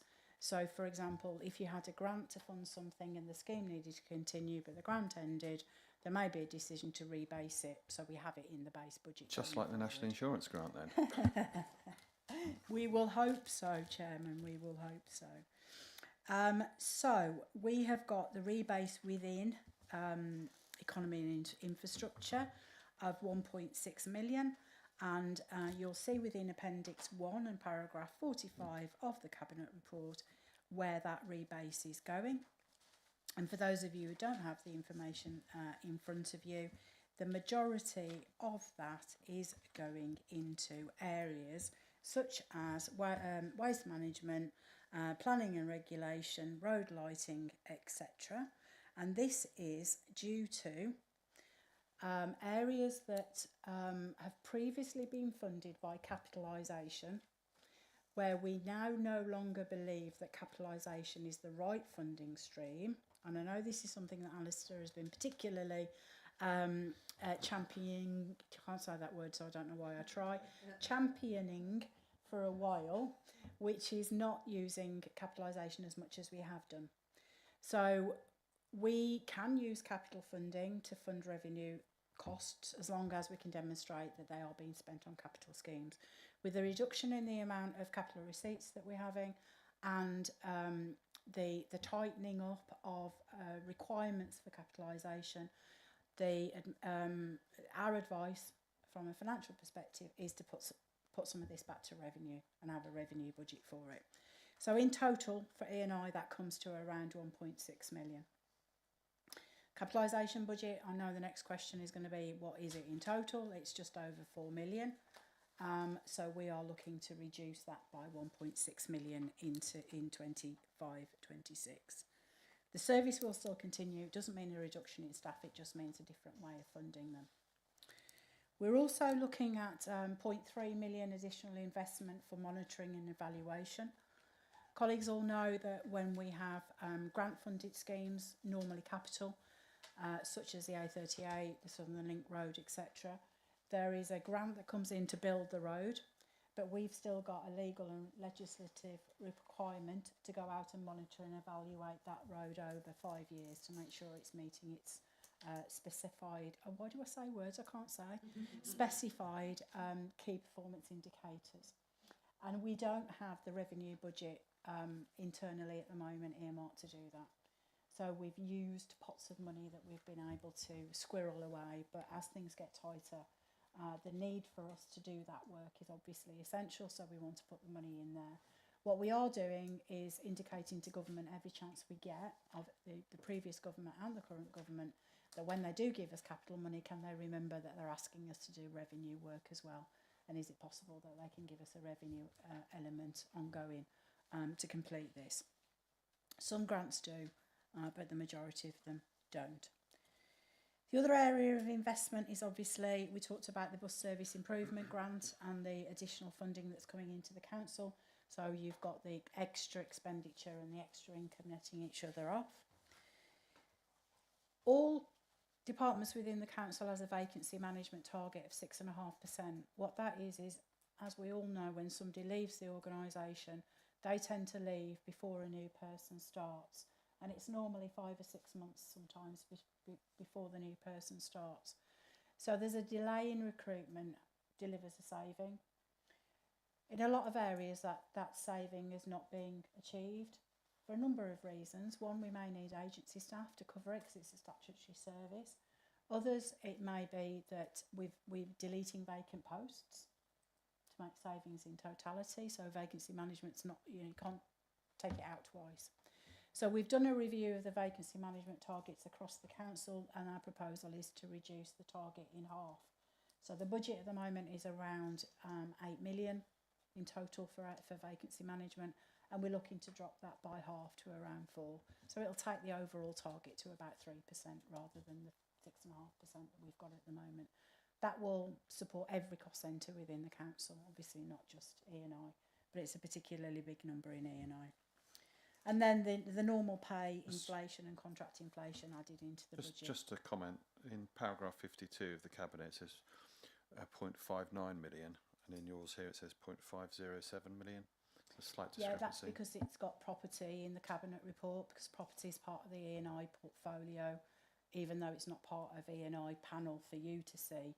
Property is part of the E&I panel, so that 0.6 difference, or 0.06 difference, is property services vacancy management. So yes, pay and contract inflation, normal inflation for our staff and our contracts. So indicative investment, 7.2 million. The other adjustments, you'll see a grand total of £2,000. Great number. But I know if I don't mention it, somebody will ask what that 2,000 is.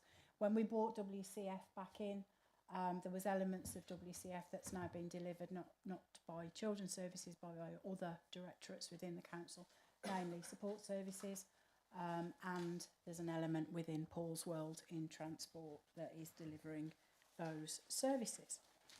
Can I just ask you a question?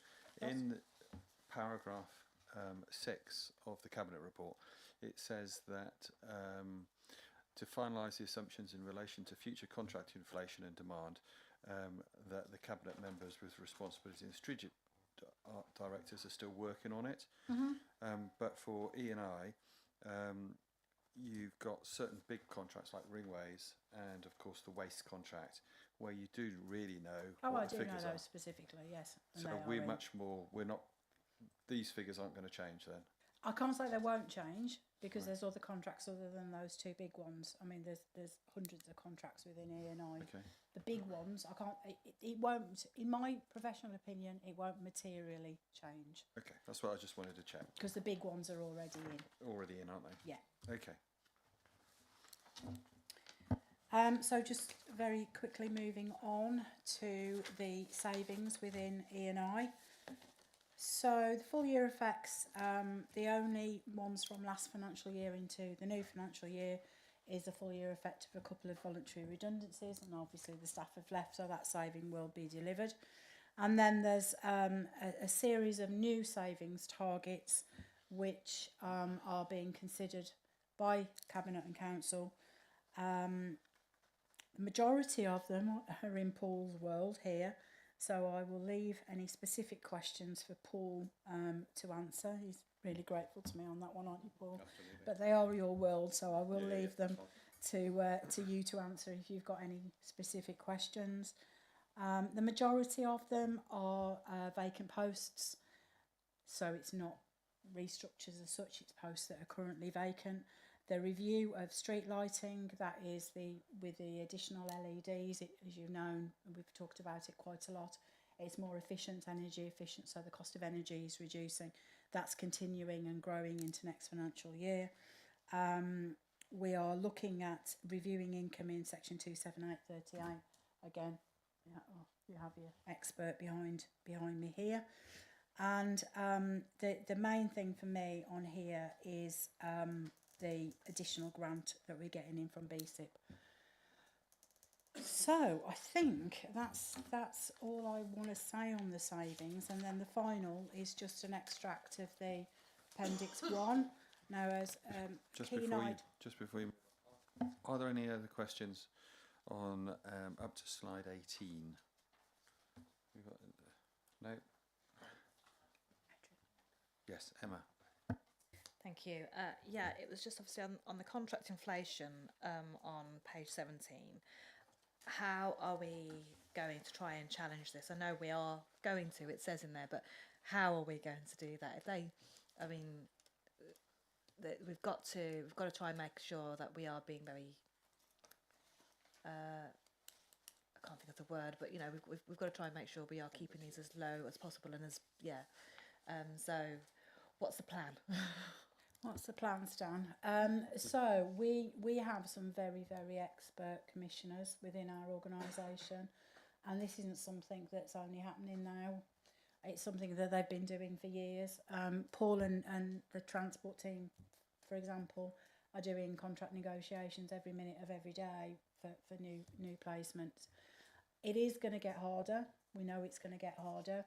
And there is a balance between not paying too much but paying enough to get a good quality service, and also to ensure that our vulnerable clients get transported, get our services get delivered.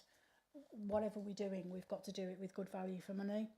So in my opinion, there is a good working relationship between our services, the commissioners and our contract management team. We are reviewing contracts regularly. We've had a couple of contracts where we've been able to issue them with zero inflation. I never thought that would ever happen. And with RPI coming down, that is helpful to us. The main issues, as you rightly said, is national minimum wage and national insurance. So what we're not going to be saying is, you know, we can afford everything, because we clearly can't afford everything. But what we have to do is negotiate the right price for the right service for the right client at the right time. And we've got some very expert people in doing that. So the plan is just to continue doing the excellent work the team already do. Can I ask Paul? It says here 108,000 changes with highway operations. Can you just elaborate? Yeah, so you know we've got the area response gangs. So in terms of facilitating those, that's just some internal movements with staff resource. So it's basically dialing down a cohort of a large team to facilitate that, and the added benefit of that is we derive circa £100,000 savings with no detriment to any operations. But it's one of the ongoing efficiencies we always look at, really. Okay, and the other one was the deletion of the vacant post with the economic development. Is that where it's merging with section 278/38, or what is it? No, that's to do with some management posts where people have left the organisation. There's been a review, and in terms of the current climate, there's been a piece of work to do about how that is now managed, and the view's been taken that that can be managed in a different way, so those savings are derived from a management saving. Okay, I would be interested to learn a bit more outside this meeting, so if you can just send me It's a in the note. economy area. It's not impacting on any of the areas within the environment. It's purely in the economic development service. Oh, right, so it's not planning. It's not planning, no, absolutely not. Okay. There's a number of services that are delivered by, as I say, economic development, the local enterprise partnership, the LEP, work that we do with our districts funded by UK SPF.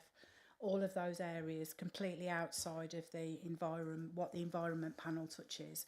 I would imagine next week the economy panel will be asking a lot of questions about that, but it is not impacting on the areas that this panel is responsible for, and they are vacant posts, so there'll be no change to planning, which I think is where you're going on that one. Yeah, Adrian?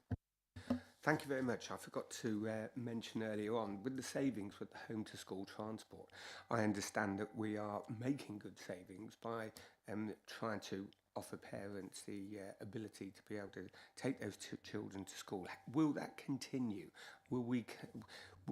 Is that maintainable? And how well is it performing? How do we get parents to accept that?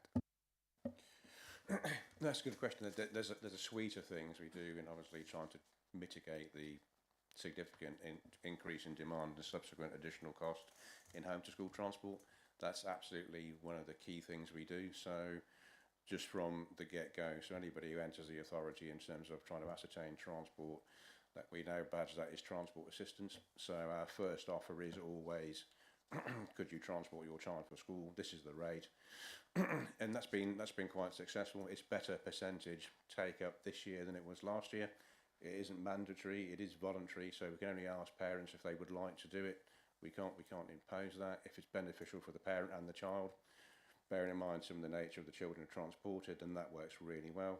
So it's something absolutely which is on the radar, and we keep working with parents to do that. We actually do some marketing with schools and parents to say that's available. So for sure, that's something we think is really useful for a number of benefits for the child and the parents and the authorities. So yeah, front and centre what we do.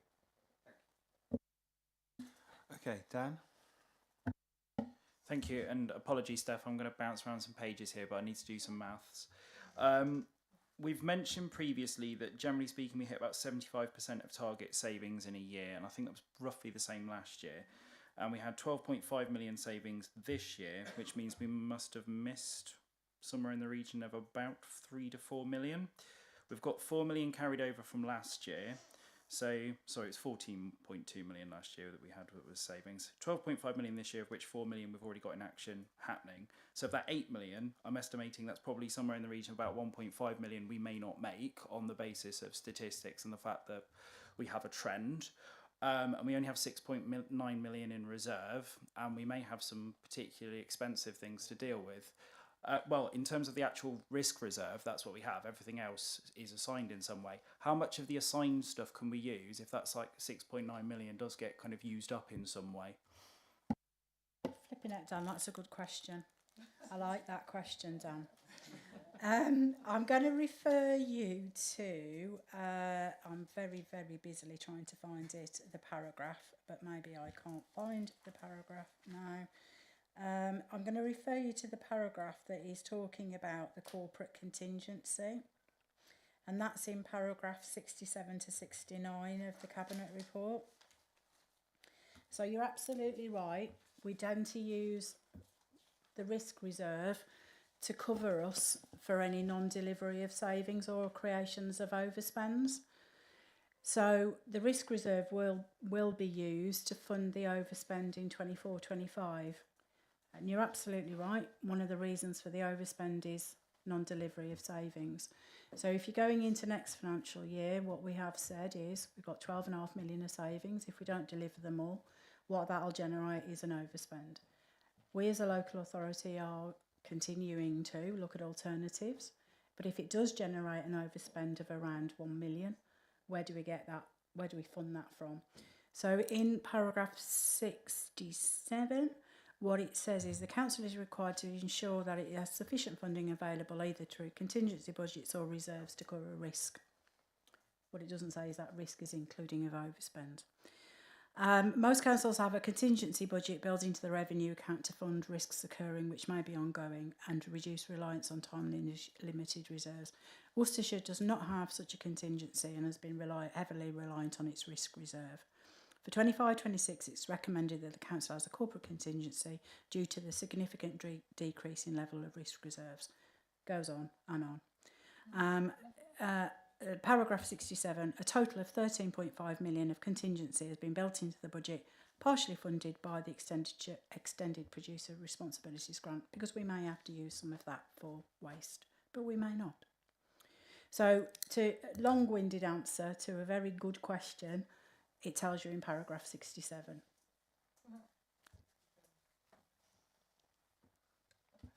Thank you. I thought this is why we're jumping between different meetings. Always good fun.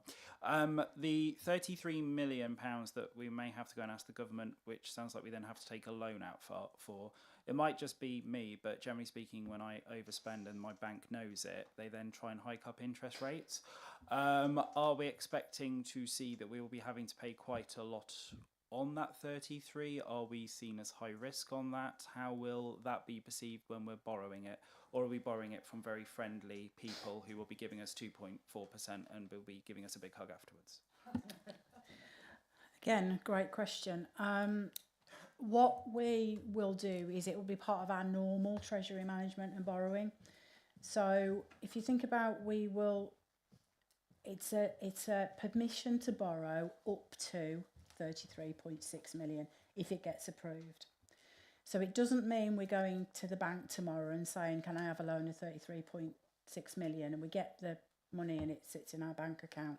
What it becomes is, if we get to a point in the year where we need it, we have the ability to do it.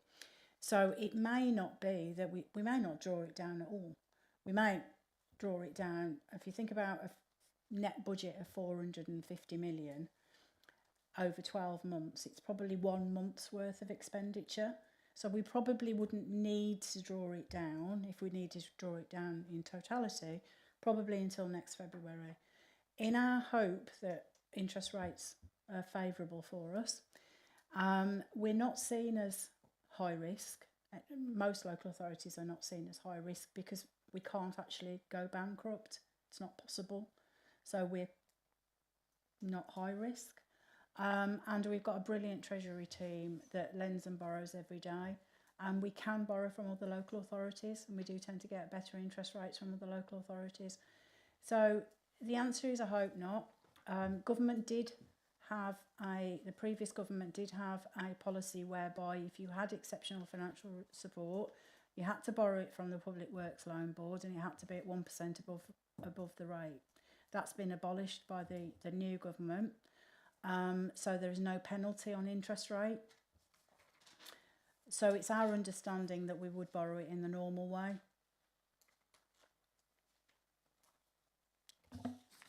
Any more questions for Steph? Oh, Beverly. Thank you, Steph. Given the points that have just been discussed and the widening deficit and reducing risk reserves and other reserves, I do note that there is a reference to asset disposals in the paper, but have we sort of considered specifically any non-urgent for delivery of services assets which could be disposed of, and obviously conscious of the situation of our main asset, the County Hall? Thank you. The quick answer is yes. We are doing a review of our asset estate.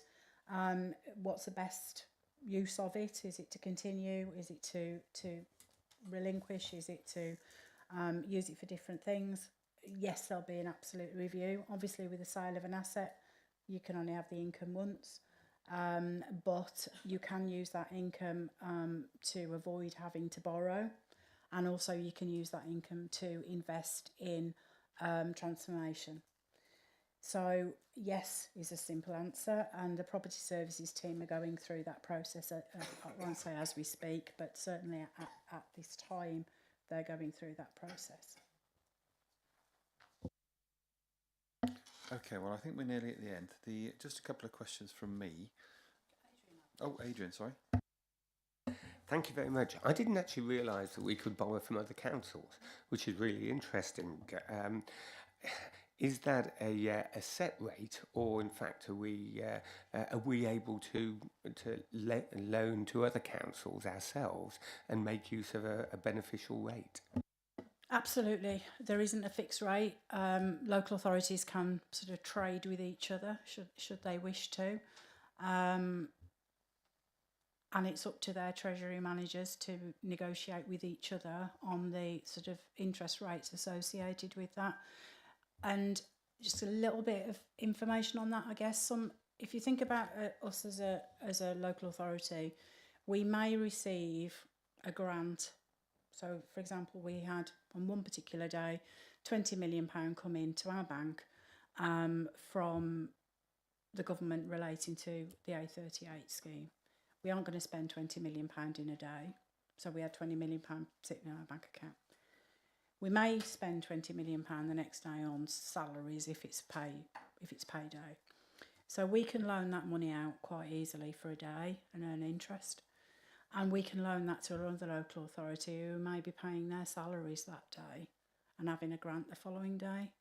So they only need it for a day, but we need to get rid of it for a day. So you can kind of do that trading. But there's a conversation that gets had at treasury level, treasury management level, that local authorities can trade with each other. Majority of it, I have to say, does come from banks, building societies and the Public Works Loans Board, but not many local authorities have got a lot of excess money to trade for a long period of time, but we may trade with them for a couple of weeks, couple of months, maybe 12 months if they've had a lot of grants a year in advance of spend. So it's absolutely possible. Thank you, very interesting. Okay, well, I think we need to sum up on the budget. It's can I refer panel members to page 19 of the, which is the last page, which really gives us that snapshot on what's happening in our directorate. So you've got the revised budget for this current year, and then the net budget for next year. And as you can see, it's gone from 76 million to 79 million. And it shows you where the figures have actually changed. Correct me if I'm wrong, this doesn't include the home to school transport, is that right, Steph? That's correct. That's home to school transport is in children's services panel. Okay, so as you can see from this snapshot, the major costs are pay inflation and contract inflation, which accounts for the 2 million. And then of course, we've got the grant. Is this the one for the buses, is it, Steph? Yeah. Correct. Okay. There was some suggestion for home to school transport that there would be a capital investment of buying new minibuses to replace the fleet that's in Warden. Is that in the budget? We are not reporting on capital for the January budget. We're going through a process of reviewing the capital programme, which will be included within the February budget report. So at the moment, the administration and the cabinet and senior officers are reviewing the capital programme again as we speak, with a view for that to be in the February budget report. All right. So there might be some savings there that hit the revenue as a consequence of the capital investment. We'll wait and see. Probably not in the first year because it'll take a while to get it rolling, but we are looking at additional savings, aren't we, Paul? But the likelihood is that once we've transformed that service, it would kick in 26, 27, because it'll take a while for us to order and get everything delivered. But it's a possibility. But as I say, the capital programme's not in this draft report. All right, so if you look at that page, page 19, that's the snapshot of what's happening in this directorate. As I said, 2 million is contract and pay inflation. There really isn't a lot to dig into that. And one of the things we talked about at the pre-meeting is a plea at the end of this agenda point to Steph, to Paul and to the Cabinet, is that next year, if we're still a county council and not a unitary, is to do a proper budget scrutiny like we've previously done, where we would have the spreadsheets that for each department showing us the trend from the 3-year trend, which Steph's fully aware of what we've asked for and what we've had in the past. And so that's a plea next year for when we look at the budget for next year's, is to do a proper scrutiny where we can actually dive down into the spreadsheets as we've previously done. Happy to do that as a task group. It's probably not in the public domain, certainly not webcast in the public domain, because it would be more information than we would publish, and bearing in mind this is a draft budget. So I would, as we've done before when we've been in a task group environment, to allow the panel to come up with its recommendations. I'm happy to support a private session. Absolutely, Chair. Okay, can I ask the officers, ONS officers, to put into our work plan that starts next year? Well, it'll be later on this year, won't it? Be September, October, November time to start getting prepared for the budget. All right. If there aren't any more questions, I'm going to thank Steph, and we're going to move on to the next agenda point. Okay. Specific recommendations. One of the ones that we mentioned at the beginning of this with Mark Bayliss, which Paul Smith confirmed, was that the extra 800,000 has gone into the highways drainage to help with the backlog. Yeah, it's part of the submission to be reviewed, but we've made the ask. Yeah. Okay. Yeah. So I think from this panel we want to reconfirm how essential that is to reduce the flooding, to get the backlog of broken pipes and issues with the 104,000 gullies sorted. We're starting to make headway. The last thing we can do is take our foot off the pedal. We've really got to make sure that with the 3 gangs we've got in place now, that we really drive that benefit through to all residents. So if you can paraphrase that and put it into a recommendation as a consequence. But as far as the total package is concerned, I don't think there's any other major issues. It's really home to school transport, which is to a certain extent stands outside this, and we can all go along to the children's panel and find out a bit more about that later on this month. So if there isn't any more, we thank Steph. Now, we are going to go back to something that was linked to highways built infrastructure, which of course is school streets. So welcome back, Sarah, and your colleagues. So I'm going to ask your colleagues to introduce themselves.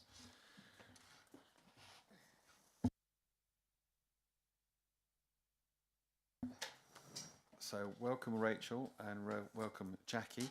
Do you just want to tell us what your responsibilities are so the whole panel knows?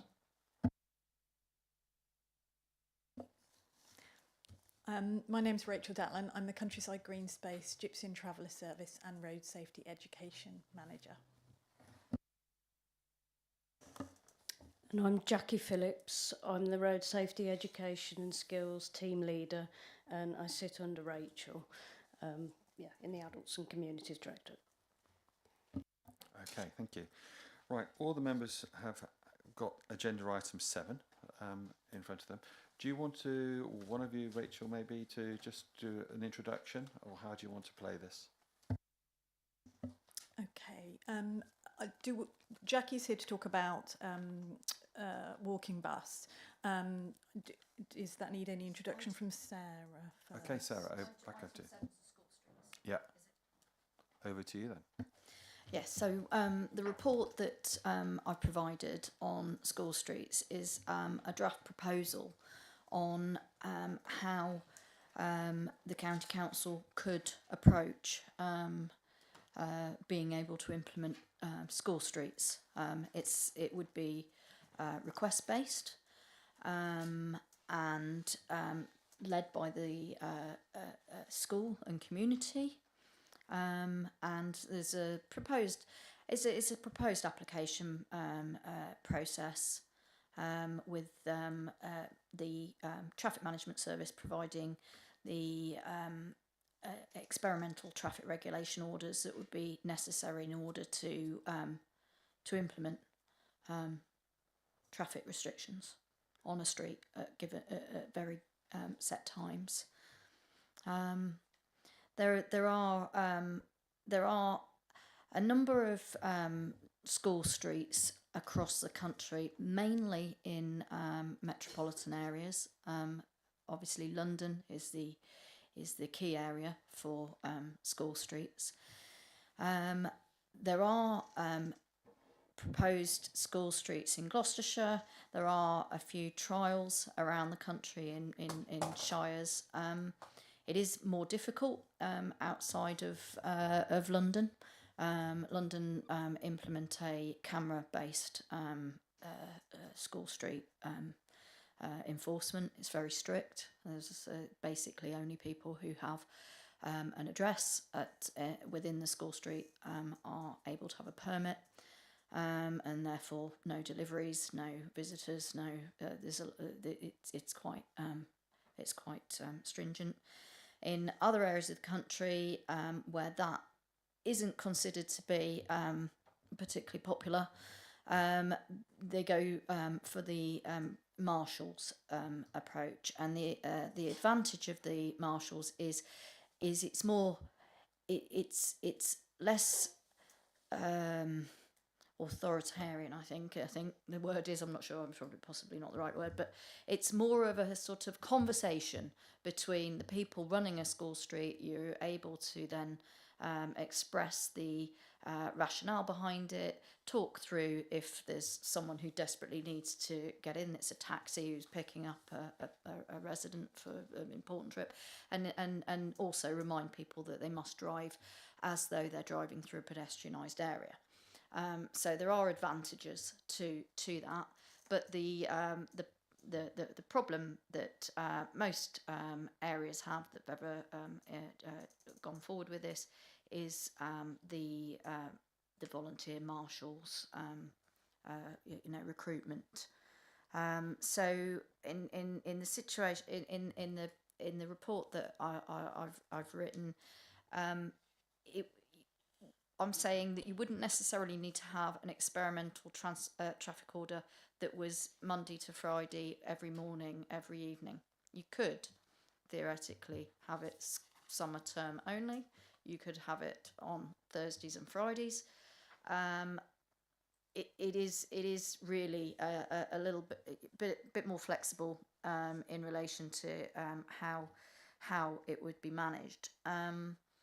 I would say that it is necessary for it to be enforced in some way, because there's a risk of having signs and everybody believing it to be traffic free and it not being. If it was enforced officially, it would have to be the police, because as it stands today, it's a moving traffic offence. Our district partners in terms of parking enforcement aren't able to legally carry out that duty, and the county council doesn't have those powers either. So that's the situation we're at, and I'm happy. I'm really here just to take questions on it and discuss, really, because like I say, this is a proposal. This isn't. It's not a policy of Worcestershire. So we're sort of in the early stages. Okay, from the pre-meeting, there's quite a lot of questions. So, but before I start that, the reason why we tap this on to the highways built infrastructure is one of the key areas has been pick up and drop off outside schools. It's an issue that all elected members have in their emails on a regular basis, and we've done all sorts of things to try and ease it, from police being there on the times to the zigzags to little pop-up children signs that ask them, so little plastic caricatures asking parents not to park there. We've even had competitions where the children do little drawings. But I've got to say, one of the most successful one in my division has been the walking bus. But again, it's looking at the volunteers on who can do that. So that's where the area came in. And so I'm very thankful that you've brought this to this panel, Sarah. Are there any examples of this happening anywhere in Worcestershire at all? Not currently.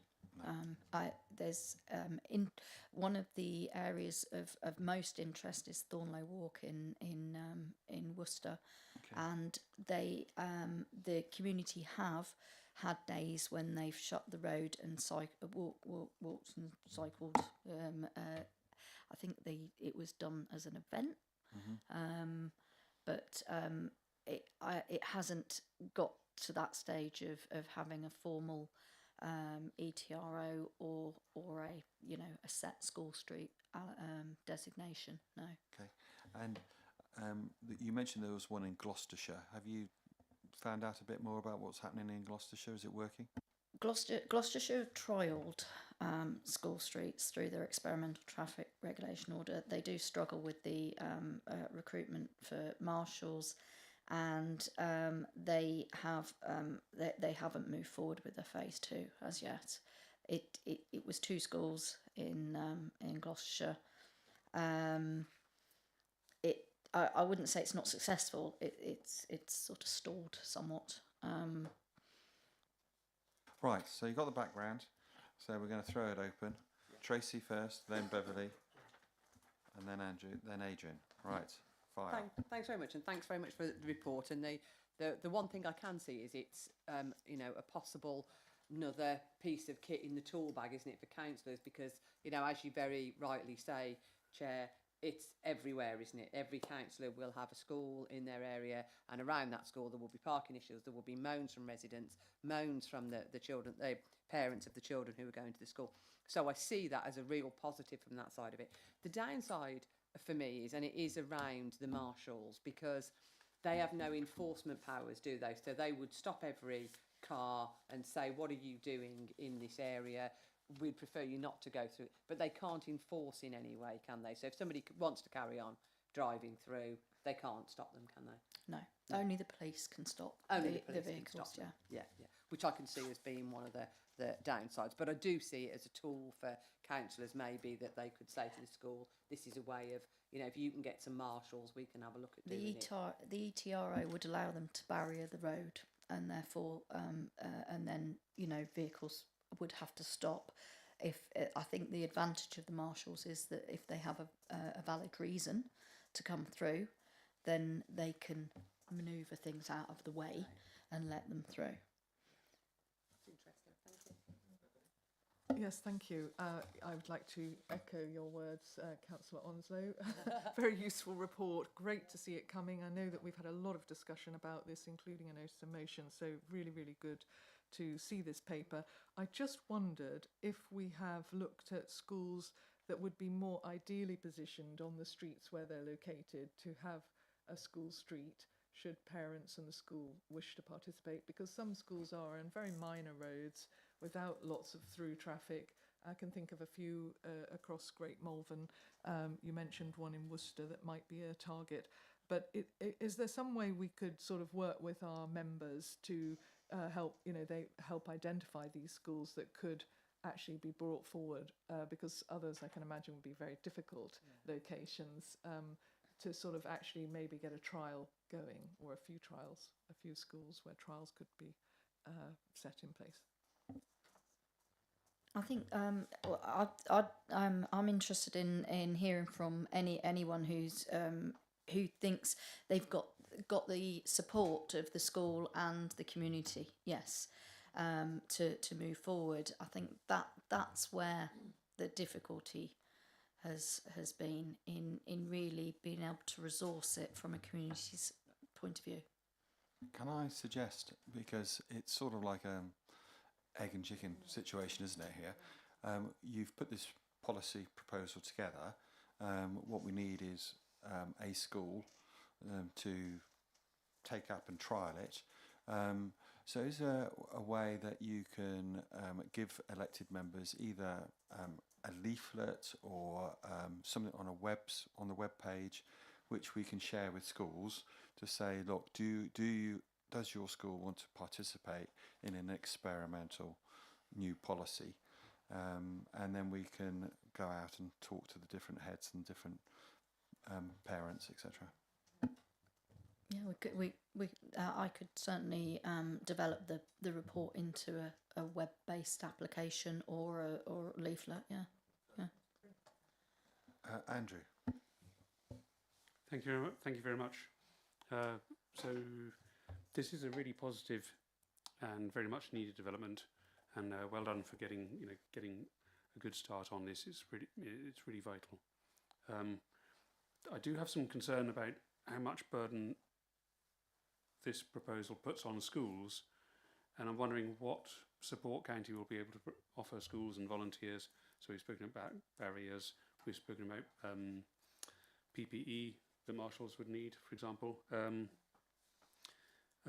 There's quite a difference in places between the national guidance on gov.uk and our proposal here, and so happy to send through an analysis or details of that. And in closing, just how many school streets have officers and portfolio holders had a chance to visit, to see what the issues are and I'd be really interested to hear what the reasons for the Gloucestershire trial stalling are, and basically how can we, really keen to help you make this a success that gets taken up by volunteers and by schools. But also, I'm just thinking there's a little bit over much emphasis upon the schools and volunteers, which is mentioned in the government guidance as maintaining a stewarded and barriered school street has significant resource implications, which may risk the long-term viability of a scheme, and some authorities are moving away from this approach as volunteer fatigue results in fewer willing stewards coming forward over time. So that's already sort of included within the government guidance. But really happy to support this and help shape it. It's a fantastic first step. Let's make it a success together. Thank you. So is there a question of what resources? Is that what your question is? What resources is going to come forward from the County Council? Is that Absolutely, yes. So within this public information leaflet, there will be questions that will come, and if we've pre-answered those questions with, yeah, we will help train the marshals, or we will help provide the, schools are really overstretched. The last thing they need is to do something which perhaps they might feel is actually a local authority responsibility. So, yeah, really happy to hear. okay? Back to you, Sarah. I mean, I assume we're going to supply signs. So what else can we supply?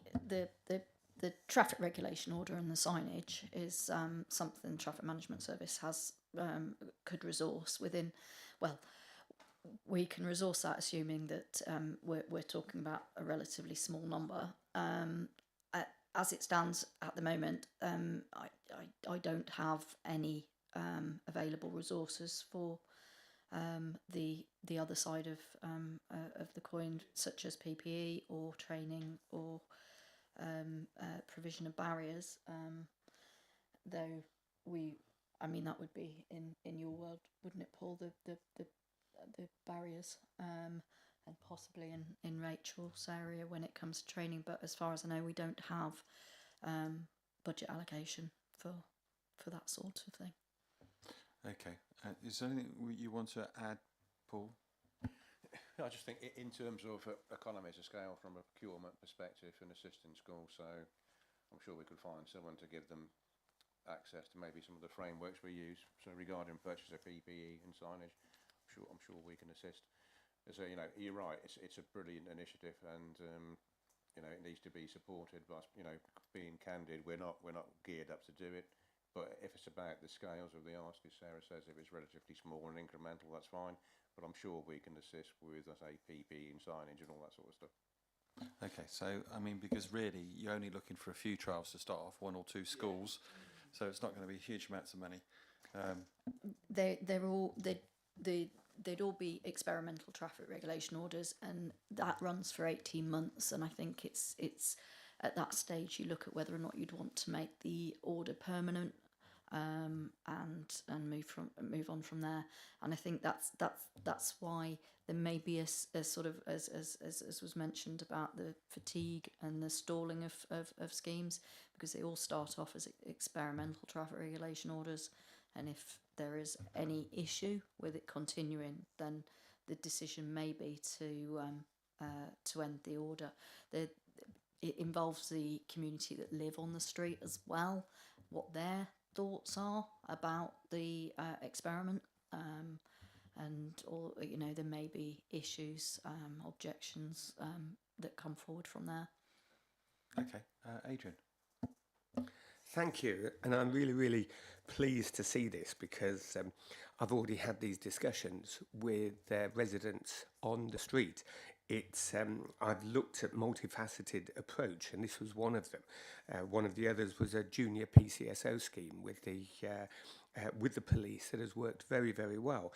But I actually feel that, and I would like to propose that we actually put this out to the councillors, and the councillors should really lead it where they know that there is a problem with the school, because we get it in our inbox, and we also have divisional funds that I have looked to providing high-vis and anything that is necessary to be able to support this. So to be able to see this now in paper is wonderful, but I do feel that the request should be put forward by the councillor to the school and the residents by way of a letter that goes to all the residents, because he will know the routes. I know the route, I know the exact school, it's on Hazel Road, it's Beaconside, that this would be absolutely perfect for in this particular case. So I do feel that it should be really led by councillors, because they know their areas. But I'm great to support it. I'm great to give my own divisional funds towards helping it, and I'm sure that there are loads of other councillors who will do the same, which helps with the budget that you've got. Because as long as we know that we can get an ETRO put into place, then if necessary, Operation Snap can come into play, and one of the marshals can take a picture of a car going past and leave it to West Mercia to do the rest. So thank you very much for this. I was so glad to see it because I was looking at how to implement it myself. That's a big positive from Adrian, Sarah, and I think he's probably got maybe the first school that does a trial by the sounds of it too.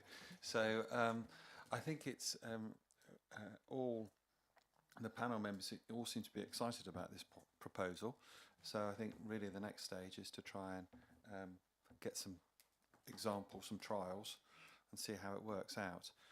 The one thing that's quite interesting in Gloucestershire is we have, of course, through the police and John Campion's, we have the community speed watch groups where we rely on volunteers who do a similar sort of job. They have to stop the traffic and have to deal with sometimes angry drivers. In Gloucestershire, they're starting to use cameras. The cost of cameras have come down so much. They're putting cameras on lampposts. So interesting that maybe down the road, once you've got your trials done with volunteers and it's proved to work, there might ultimately be another way to support them as well by the use of cameras. Andrew, and then we must close this agenda point. Thank you for mentioning cameras in Gloucestershire. I hear that's also the case in Shropshire, that cameras are being used in Shropshire. A question I failed to ask earlier, have we taken on the powers to do so that are mentioned within the government guidance about enforcement of school street restrictions? The sentence is, enforcement of school street restrictions can be carried out by local authorities where they have taken on the powers to do so. So a question I would ask is, have we? Thank you very much. We haven't. The powers relate to a request to utilise camera equipment for moving traffic offences, which includes yellow box junctions, and there's a list that came out that previously was only given to London. All local authorities are able to now apply if they would like to carry out the enforcement of certain traffic offences. Worcestershire hasn't applied for that as yet. That's not come my way at this time. Following that, but it was the previous government, following the increase in enforcement, there was a bit of a backtrack with the there was a report came out, what was it called, something for drivers, where there was a review of the use of certain enforcement mechanisms on the highway network. So at the moment, there's not all local authorities have gone down that route. Mainly Metropolitan, again, would potentially have gone down that route. It needs economies of scale, because if your camera in your network, you need some sort of back office that is then processing and issuing tickets and has the link. There's the links to the judicial side of it for enforcement and debt collection and such like. It's quite an onerous area of work to go into that our districts already do through civil enforcement, but the county council doesn't carry out civil enforcement in that manner as yet. Okay, you've answered the question. The answer is no. So, Paul, do you want to add something before I move on? Just wondered if you wanted to cover walk-in bus. Yeah, that's my next thing. That's why I was trying to move on, because I want to finish by 5, and I want to give these people good enough time, because I think the walking bus is a great thing in my area. Again, it does rely on volunteers. We've used, luckily, teaching assistants and ex-school teachers that have actually volunteered to do it in mine. And, you know, the fluorescent jackets, I've bought some through my divisional fund as well. So, but can you just explain briefly what it does, how it's going, how many walking buses are there in Worcester, etc., etc.? Yeah, so I'll answer that, but the short answer to how many, I've no idea, to be honest. So my involvement, my remit now really is bikeability cycle training. I've got road safety instructors that deliver pedestrian training in schools and the school cross patrol service. But my previous role, which predates to 2010, I was school travel advisor and heavily involved in the walking buses at that time. And for those that don't know what a walking bus is, it's not a bus, it's a group of parents and children walking to school to alleviate the congestion and the pollution around the school entrance and other health benefits and things like that. And at the time back then, we were looking at trying to encourage parents not to drive to school, and we were trying to get them to join a walking bus and have a meeting place and all the things involved in that. So really, I suppose I'm still the closest team to being involved in walking buses, although we don't really have requests. It tends to be, it's a school ownership thing, in that once set up, the school will take ownership of the walking bus, and that's the key to its success. And I know we've all mentioned this, but unfortunately it does heavily rely on volunteers sticking with it. And when those parents their children move on, sometimes schools struggle to find replacements and the buses fold. But if there's a key individual connected to a school that's willing to take on the role of doing the registers, monitoring the absences, doing a rota, it hasn't got to run every day of the week, and providing they can get the support, then it can be really successful. So the truth of the matter is we've no idea how many buses are still operational out there, and in recent times I don't get many requests for support. And my road safety instructors have actually never been involved in the walking buses. It really is just me that's left that's got any involvement in this area. I think maybe other officers in the council, but you know, I know that I'm one of the very few. But if we do get requests, we're happy to support. I've got guidance, you know, sort of leaflets and things about ratios and how to set it up. But once it's set up, it's really for the school to run. One of the things about a walking bus is that some of the parents use it as a babysitting service, or they have done in the past, and we've found that that's been a reason for a bus to fold, because it's not fair on the ones that are constantly relied upon to run it. So we used to set up rules that said, you know, if you've put your child on the walking bus, you need to commit yourself, even if it's just one day a week or something, to actually be one of the volunteers, so that everybody's involved and it's not just falling to one group of people.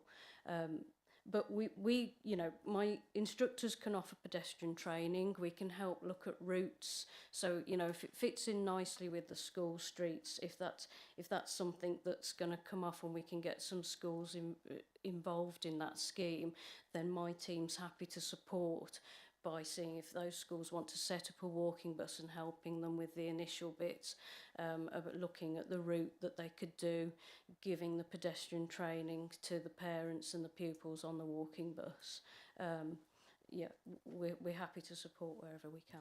Can I ask you to send half a page details of your contacts and any information you have on the school bus to our officers, and they'll distribute it, and then we need to promote it to all county councillors. Beverly and then Andrew. Oh, there you are. Thank you, Bev. I'll be quick. So the thought popped up in my head about the school travel plans, that the uptake is really low. I think we've only got 5 schools in Worcestershire with the school travel plan.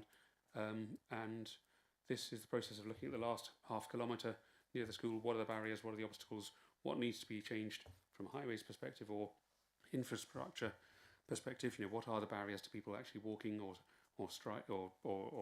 scooting to school? There's only one school in of those 5 that's actually got a good rating, which I think is pretty much the centre of Worcester, St George's, one of the St George's schools, and that plan was actually written by a city councillor or developed by. So the uptake we really need to boost the uptake and let us help you in that process of school travel plans. And the second one is to ask about bike buses, whether you've had much input or info about bike buses. I understand that half of Worcester's primary schools now are served by a bike bus, and this is something that's really growing. I personally have helped where I can Friday mornings. It's such a fantastic atmosphere, but also it's getting people scooting. It's really popular. The uptake is good, and yeah, it does need key champion volunteers. At the moment, the onus is not through the bike buses, not on the school, but it's upon the parents who are keen for this.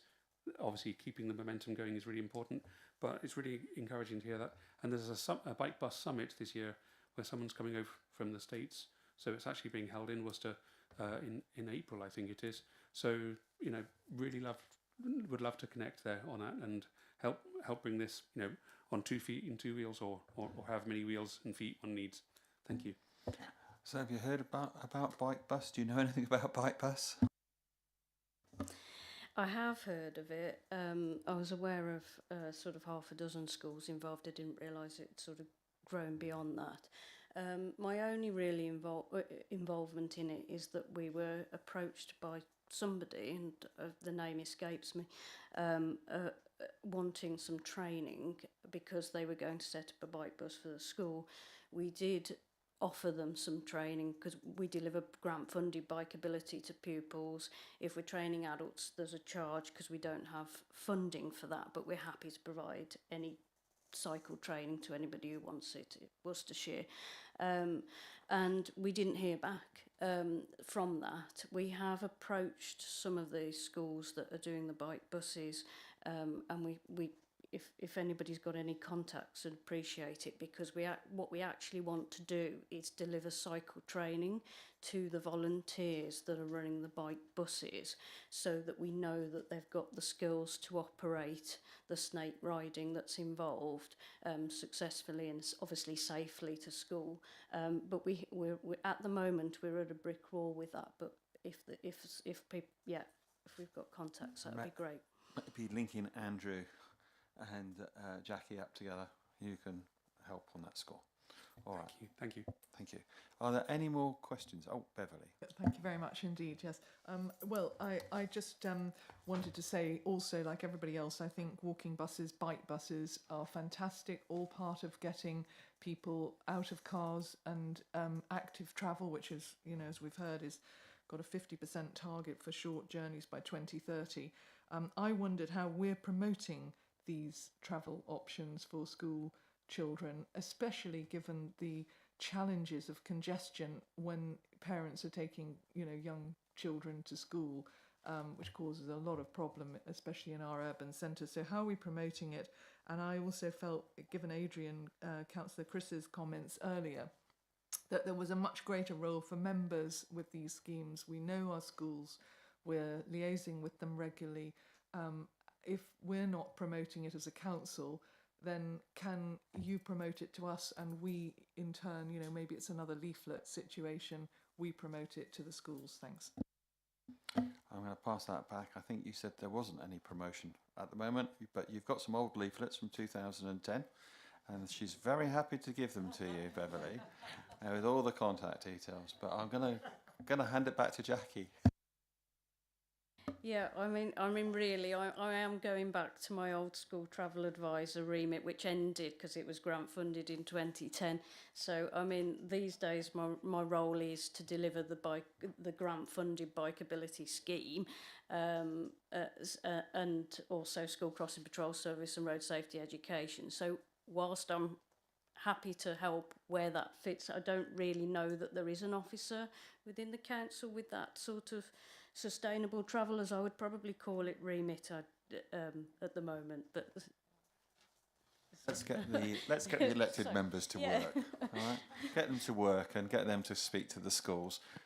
Give them the bullets; they can fire them, and let's see if we can get some interest amongst more schools, because I know it works very well in my area.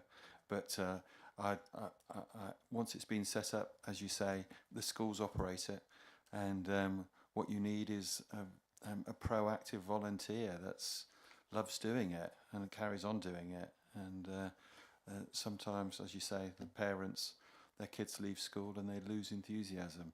But it's finding the right volunteers, isn't it?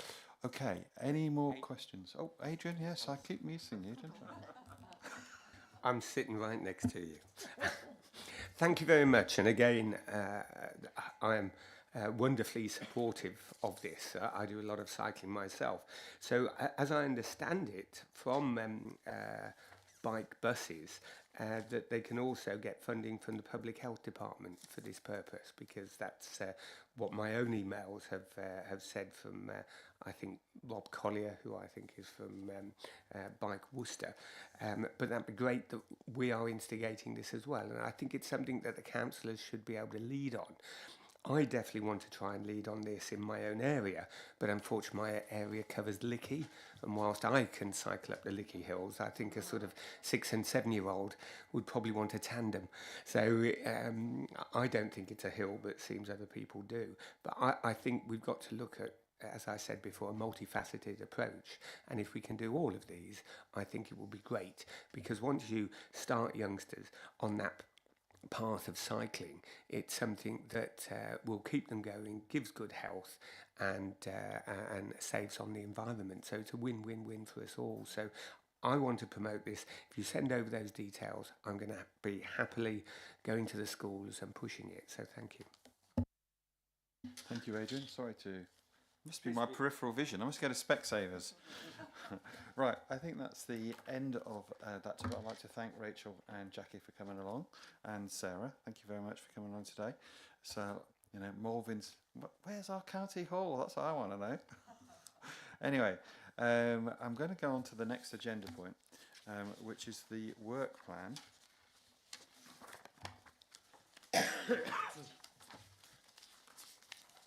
And anyone from the public, any of our officers want to leave, happy to leave.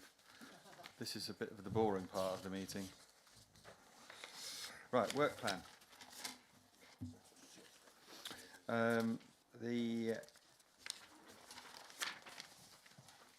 Our next meeting on the 6th of March is going to be led by Adrian, because he's much better chair than I am. Not at all. You won't be able to. So he's going to do that. It's quite important to look at the performance, Q3 performance data for the last year. But we have got Highways England. Have they confirmed they're coming along? No, we've only just invited them because we didn't have a particular person to contact. But we have now. We've sent off an invite. So hopefully within the next, few days, week, we might hear from them. Fingers crossed. So this is very key for Highways England because of the main routes through Worcestershire. The A46 is a key one, and especially for you, Mark, with Evesham and congestion around Evesham. So it's a very important meeting. So make sure that you come with all your questions. Andrew. Thank you. Yes, particularly on that point, could I add Junction 6 of the M5 six-ways, which has been recently had a lot of works and improvements made, and we were told that the lights would be smart lights. Recent experiences indicate that they're perhaps not quite as smart as they should be. Thank you. Bring evidence with you. That's always really good.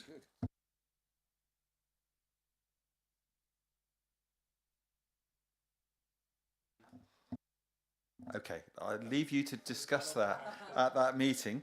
Really good. Now, of course, we've got hopefully elections in May, so the next work plan will depend on the new panel. But if the reorganisation between the county council and the district council goes ahead, then those elections are likely to be postponed. But we don't know, so we can't do anything until we know. We're in a bit of a vacuum.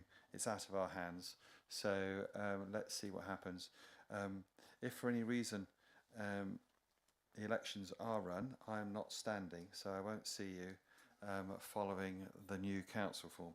If the elections don't go ahead, I have been asked to carry on in the short term, so you might have me for another year.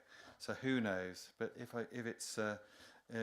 elections do go ahead, then all I like to do is to thank all of you for your input over the many years that I've known you all. I do think that overview and scrutiny panels have a key role to play, and the more you sit on them, the more you improve your knowledge of how a county council works, the better your questioning, and holding the officers and the cabinet to account is so crucial. And we all know from our daily activities that there are areas which need improvement within the council work, and ONS can make a difference. But it is a lot of work, it's a lot of building your knowledge, and it's a lot of memory as well. But I'd like to thank you all for your input for today, and if I don't see you in the new council, for your input over the years. So on that note, is there anything else we need to cover? No. So on that note, thank you very much, and we have finished before 5 o'clock, which was the big question mark.